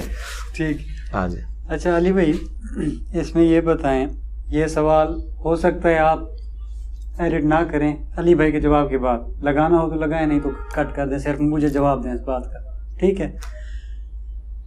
کئی سارے لوگ وغیرہ کہہ دیتے ہیں کہ جی فلاں نے نبی پاک کی زیارت کی, فلاں نے زیارت کی صلی اللہ علیہ وآلہ وسلم, ٹھیک ہے. یہ خیال آتا ہے کہ عام بندے کے انسان ذہن میں, لاجیکل بندہ جو ہو, ٹھیک ہے. آج سائنس کا دور ہے, اسکیچز وغیرہ بنتے ہیں, آپ نے خواب میں جو کچھ دیکھا صبح مجھ سے آگے اسکیچ بنوا سکتے ہیں کہ جی میں نے یہ چیز دیکھی ہے, میں یہ بنا سکتا ہوں. 100 بندے دعویٰ کرتے ہیں کہ ہم نے رات کو نبی کو خواب میں دیکھا, 100 کے 100 اسکیچ مختلف بنیں گے, ٹھیک ہے, 100 کے 100 اسکیچز مختلف بنیں گے. تو مطلب یہ ہے اللہ پاک نبی پاک کو اختیارات وغیرہ دیتا ہے لوگوں کے خواب؟ نہیں بالکل, یہ سارا جال. اور آپ جس کیمرے سے ڈر رہے ہیں, اس کیمرے میں تو میں نے اس ٹاپک کے اوپر 1 گھنٹے کی ویڈیو ریکارڈ کرائی ہوئی ہے. سرکار آپ کے گمان سے بھی باہر ہے, میں نہیں جرات کیا, یہ سب کا سب فراڈ ہے جی. مطلب صرف صحابہ نے دیکھا ہوا؟ نہیں, بعد میں بھی دیکھ سکتے ہیں. یہ جو آپ کو بعد والے بتا رہے ہیں نا, زیادہ تر یہ فراڈ پہ چل رہا ہے. بعد میں بھی دیکھ سکتے ہیں اگر وہ نشانیاں پائی جاتی ہوں جو نبی الاسلام کا چہرہ مبارک رپورٹ ہوا ہے, اور کرائن اور یہ جو میں عقیدہ بتا رہا ہوں یہ باقاعدہ بخاری مسلم میں لکھا ہے. ابن سیرین کا قول ساتھ امام بخاری لے کے ہیں کہ نبی الاسلام کی جو اپنی شکل تھی نا, اس میں اگر کوئی دیکھے تو اچھا وہ کنفرم, آپ کی بات ٹھیک ہے, وہ صحابہ اور اہل بیت کر سکتے ہیں. بعد میں بھی لوگ کنفرم کریں گے, کیونکہ بعد کے خواب بھی آئے ہیں احادیث کی کتابوں میں. بعد کے لوگ کیسے کنفرم کریں گے؟ بخاری مسلم میں حدیث ہے نبی الاسلام کی وفات تک سر اور داڑھی کے ملا کے 20 سے زیادہ بال سفید نہیں تھے. 20 سے زیادہ تو میرے سفید ہیں. ٹھیک, اگر کسی نے حضور کو سفید داڑھی میں دیکھا ہے, وہ حضور کو دیکھا نہیں, لہذا تو 99% ویسے ہی فارغ جو سارے چٹی داڑھی دیکھتے تھے. فراڈ ہے, جھوٹ ہے. چٹی داڑھی میں تو حضرت عائشہ کے سامنے بھی آ جائے نا حضور, ان کو بھی سوچ کے پہچاننا پڑے گا, کیونکہ جس بندے کو آپ نے پوری زندگی کالی داڑھی میں دیکھا ہے نا, اچانک سفید داڑھی میں اسے لے آئے نا, وہ سوچے گا تو کہے گا کہ یا تو یہ اس کے والدہ ہیں یا دادا ہے کوئی, اس کا دماغ نہیں اس طرف جائے گا, یہ خود ہے بندہ. نبی علیہ السلام کی داڑھی وفات تک کالی رہی ہے, لہٰذا سفید داڑھی والے تو سارے فارغ ہو گئے. اب اسکیچز کی طرف آپ آئے.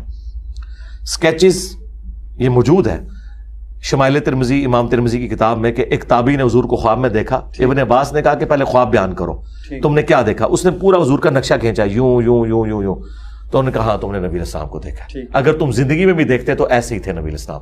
پھر وہ جو آگے بات ہوتی ہے نا, اس سے بھی اندازہ لگایا جاتا ہے.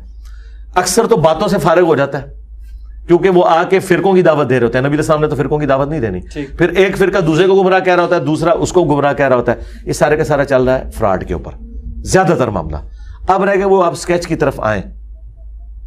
میں آپ کو ایک کلیئر کٹ بتاؤں کہ اگر واقعی وہ سارے لوگ ایک جگہ جمع کیے جائیں جنہوں نے جینولی حضور کو دیکھا ہے, اور وہ اسکیچ بنایا جائے, وہ اسکیچ ایک ہی بنے گا. یہ میں آپ کو وثوق سے کہتا ہوں. اس کے اوپر کوئی ایکٹیویٹی پرفارم نہیں ہوئی نا. آپ کہہ رہے ہیں کہ اگر ایسے کیا جائے, ابھی وہی نہیں نا ایسا. اچھا, وہ اسکیچ اگر آپ کہیں نا کیسے بنے گا, وہ اسکیچ ویسے ہی بنے گا جیسا کتابوں میں لکھا ہوا ہے. کتاب میں ایک ایک تفصیل ہے, آپ کی آنکھ یوں تھی, ابرو یوں تھے, یہاں یوں تھا, بال اتنے تھے, چہرہ اتنا گول تھا, داڑھی یہاں تک تھی. آپ کسی ماہر اسکیچ والے سے یا آرٹیفیشل انٹیلیجنس کے ذریعے جو احادیث میں حضور کے آئے ہیں معاملات, میں آپ کو وثوق سے کہتا ہوں آپ آلموسٹ 80% اسکیچ بنانے میں کامیاب ہو جائیں گے. اتنی تفصیل سے صحابہ نے اسے نقل کی ہے. 90%, 80% میں کہہ رہا ہوں, 100% نہیں, ظاہر یہ پاسبل نہیں. لیکن ہم اس کی اجازت اس لیے نہیں دیں گے کہ ظاہر ہے کہ وہ اس سے بے حرمتی والا اور باقی معاملات بھی نکلیں گے. علی بھائی اب تھوڑا سا پولیٹکس کے حوالے سے آ جائیں. یعنی کہ کسی پرسنالٹی کو ہم ڈسکس نہیں, آپ ڈسکس بھی کریں لیکن نظریات کو. نظریہ سمپل چھوٹا سا سوال. پاکستان آج اس نہج پہ پہنچ چکا ہے, ذمہ دار کون؟ ذمہ دار سب سے زیادہ اسٹیبلشمنٹ ہے جی. ٹھیک. دوسرے نمبر پہ جوڈیشری ہے. ٹھیک. تیسرے نمبر پہ سیاستدان ہے. ٹھیک. اور عوام تو شاہی کوئی نہیں بچا. اگر معاملہ سسٹم سیدھا کرنا بھی ہو تو پہلے کس ادارے کو سیدھا ہونا پڑے گا؟ سب سے پہلے اسٹیبلشمنٹ کو توبہ کرنی ہوگی. ٹھیک. کہ پولیٹکس میں لچ نہ تلے. ٹھیک. اتنی مشکل سے وہ توبہ کے قریب پہنچے تھے, 99 پہ ہمیں سانپ کاٹ گیا. عمران خان صاحب کا 9 مئی ہو گیا. ٹھیک. اس کے بعد دوبارہ سے دیکھیں, اب وہ لوگ جو اینٹی اسٹیبلشمنٹ بیانیاں لے کے چل رہے تھے وہ ان کے حق میں بینرز اٹھا رہے ہیں اور انہیں دوبارہ آنے کا موقع مل گیا. اس میں کلپریٹ سمجھتا ہوں کہ خان صاحب سے مس ہینڈلنگ ہوئی ہے. بالکل 99 پہ انہیں سانپ کاٹ گیا تھا. سیدھی سی بات ہے. اب وہ جسٹیفائی ہو گئے کودنے میں. وہ کہتے ہیں دیکھیں ہم باہر رہ کے دیکھا انہوں نے کیا کیا. ٹھیک ہے. واقعی وہ ہمیں نظر بھی آ رہا ہے کہ کیا ہوا ہے. ٹھیک ہے. ہاں آپ اس میں یہ تو جزیات میں تو بات کر سکتے ہیں کہ یار اتنا ہوا تھا, اس سے آگے فلاں نے کر دیا, لیکن انیشیٹو تو ہوا نا, اور معاملات آگے تک گئے نا, پھر کالز بھی لیک ہوئی نا, اور چیزیں تو سامنے آئی نا, تو اس سے ان کو ایک موقع مل گیا. اب دوبارہ سے وہ, حالانکہ میں آپ کو پرسنلی بتاؤں, یہ جو اس وقت آرمی چیف ہے نا عاصم منیر صاحب, ان کو رتی برابر بھی کو پولیٹکس کے ساتھ اس والے سے دلچسپی نہیں تھی. انہوں نے ریٹائرڈ فوجیوں کے ساتھ جو پروگرام کیے ہیں نا, جو چند لوگوں تک باتیں جن کی پہنچتی ہیں جو ڈکلیئر نہیں ہوتے, اس میں انہوں نے باقاعدہ اپنے ریٹائرڈ فوجیوں کو ڈانٹا ہے. جب ان کو تانا دیا گیا نا جی خان اتنی تقریریں کر رہا ہے تو آپ کیوں نہیں آگے لچ تلتے بیچ میں, انہوں نے کہا تمہارے بڑے یہ جو کام کرتے ہیں نا ہمارے بڑے, انہی کے ہم یہ رزلٹ بھگت رہے ہیں, ہم نے پالیٹکس میں نہیں آنا. یہ 9 مئی نہ ہوتی اس لیول کے اوپر یہ بگاڑ نہیں آنا تھا. اب ان کو موقع مل گیا, اب تو وہ کھل کے کھیل رہے ہیں بھائی. ہاں سیدھی سی بات ہے. اور بلکہ میں بھی اب ان کے ساتھ پارٹلی ساتھ ہی ہوں کہ یار ظلم ہوا ہے, یہ فوج کے ساتھ یہ کچھ تو نہیں کرنا چاہیے تھا یار. ہاں اگر اس ملک کا نظام ٹھیک کرنا بھی ہو تو سب سے زیادہ طاقت جوڈیشری کے پاس ہونی چاہیے. سب سے زیادہ طاقت جو ہے نا جی وہ تو عوام کے پاس, پارلیمنٹ کے پاس ہونی چاہیے. پارلیمنٹ کے پاس. جوڈیشری کہاں سے طاقتور ہوگی؟ یعنی کہ ججز وغیرہ نہیں, ججز تو پھر آپ دیکھ رہے ہیں وہ طاقت کس طرح ایگزیکیوٹ کر رہے ہیں. ٹھیک. آپ کو میں صرف اتنا بتا دوں, ججز کی طاقت یہ ہے کہ چند گنتی کے جج جن کی تعداد 20 بھی نہیں ہوتی ہے, ٹھیک, وہ اپنا چیف جسٹس بچا لیتے ہیں. ٹھیک ہے جی. ٹھیک. آرمی کی طاقت آپ دیکھ لیں, پاکستانی عوام کے مقابلے میں وہ آٹے میں نمک بھی نہیں ہے, وہ اپنا چیف بچا لیتے ہیں. ٹھیک ہے, بچا لیتے. اچھا, لیکن پاکستانی عوام جو 24 کروڑ ہے وہ اپنا چیف نہیں بچا سکتی. نہ نواز شریف کو بچا سکے, نہ عمران خان صاحب کو بچا سکے, نہ اگلا جس کا نمبر لگا ہے اسے بچا سکیں گے. تو یہ ظلم کیوں ہو رہا ہے؟ اسی لیے ہو رہا ہے کہ یہاں پہ ٹرو ڈیموکریسی نہیں ہے. ٹھیک. ایک اور معاملہ ہر وقت اٹھایا جاتا ہے جسے پتہ نہیں ضرورت ہے بھی کہ نہیں ہے, ہر وقت لگا ہے کشمیر, فلسطین, کوئی اسرائیل. اب تو کون نہیں اٹھاتا یار. کیوبا نہیں اٹھاتے کیوں تھے, نہیں چاہیے بھائی, پہلے ہمارے اپنے ملک کے حالات تو سیدھے کریں نا. ویسے کہا جی میرا بھی یہ موقف ہے. میرا خیال ہے کہ کشمیر جہاد جو پاکستان نے کیا جس طریقے سے ہوا وہ قرآن و سنت کے خلاف تھا. میرا مودودی صاحب کے ساتھ موقف کیا نہ کرنا اور بات ہے. میں کہتا ہوں بات اٹھاتے کیوں ہیں جب آپ کے اپنے ملک کی بات تو ہم نے اٹھانی ہے. میں صرف اس میں آپ کا پارشلی ساتھ دوں گا کہ بات اٹھائیں لیکن دنیا میں ہر ظلم کے خلاف. اگر کرسچنز کے ساتھ دنیا میں کہیں ظلم ہوتا ہے نا ہماری آواز اٹھنی چاہیے. لیکن وہ مولوی یا وہ پولیٹیشین جو کہ ہٹلر نے صحیح پھینٹی لائی سی یہودیاں دی, اسے یہ کوئی حق نہیں کہ فلسطین کے حق میں بولے. پھر اسرائیل بھی صحیح پھینٹی لگا رہا ہے. ہاں بالکل, میں اس معاملے میں سول سوسائٹی کے ساتھ ہوں. اس لیے نہیں کہ سول سوسائٹی کی میں نے کوئی ہمدردی لینی ہے, قرآن و سنت ہمیں کہتا ہے کہ آپ نے اولو العلم قائما بالقسط بننا ہے, انصاف پہ کھڑا ہونا. ٹھیک. علی بھائی ایک دو سوال آخری ہیں. فرعون بادشاہ مصر جس کا قرآن میں بھی ذکر ہے, جب آپ ایجپٹ میں مصر میں دیکھنے کے لیے جاتے ہیں پتلے وغیرہ تو ممیز کئی سارے فرعونوں کی بنی ہوئی ہیں. ہمارے والا کون سا؟ آپ والا وہ ہے جو اس میوزیم میں رکھا ہوا ہے. وہ یعنی موسیٰ علیہ السلام والا فرعون, اس کا نام اسی کو ہمارے والے کہتے ہیں. یعنی کہ اللہ کہتا ہے عبرت بنا دیا, وہ سب عبرت بنے ہوئے. نہیں عبرت نہیں, وہ تو عبرت بنے ہوئے نا. یہ جو ہے نا اس کی ممی آپ کو یوٹیوب پہ ملے گی بھی, وہ میوزیم میں بھی رکھی ہوئی ہے باقاعدہ. اس کے اوپر مورس بوکائل نے پوری ورکنگ کی ہوئی ہے, وہ اسٹیبلش ہو چکی ہے کہ یہ وہی والی فرعون کی ممی ہے.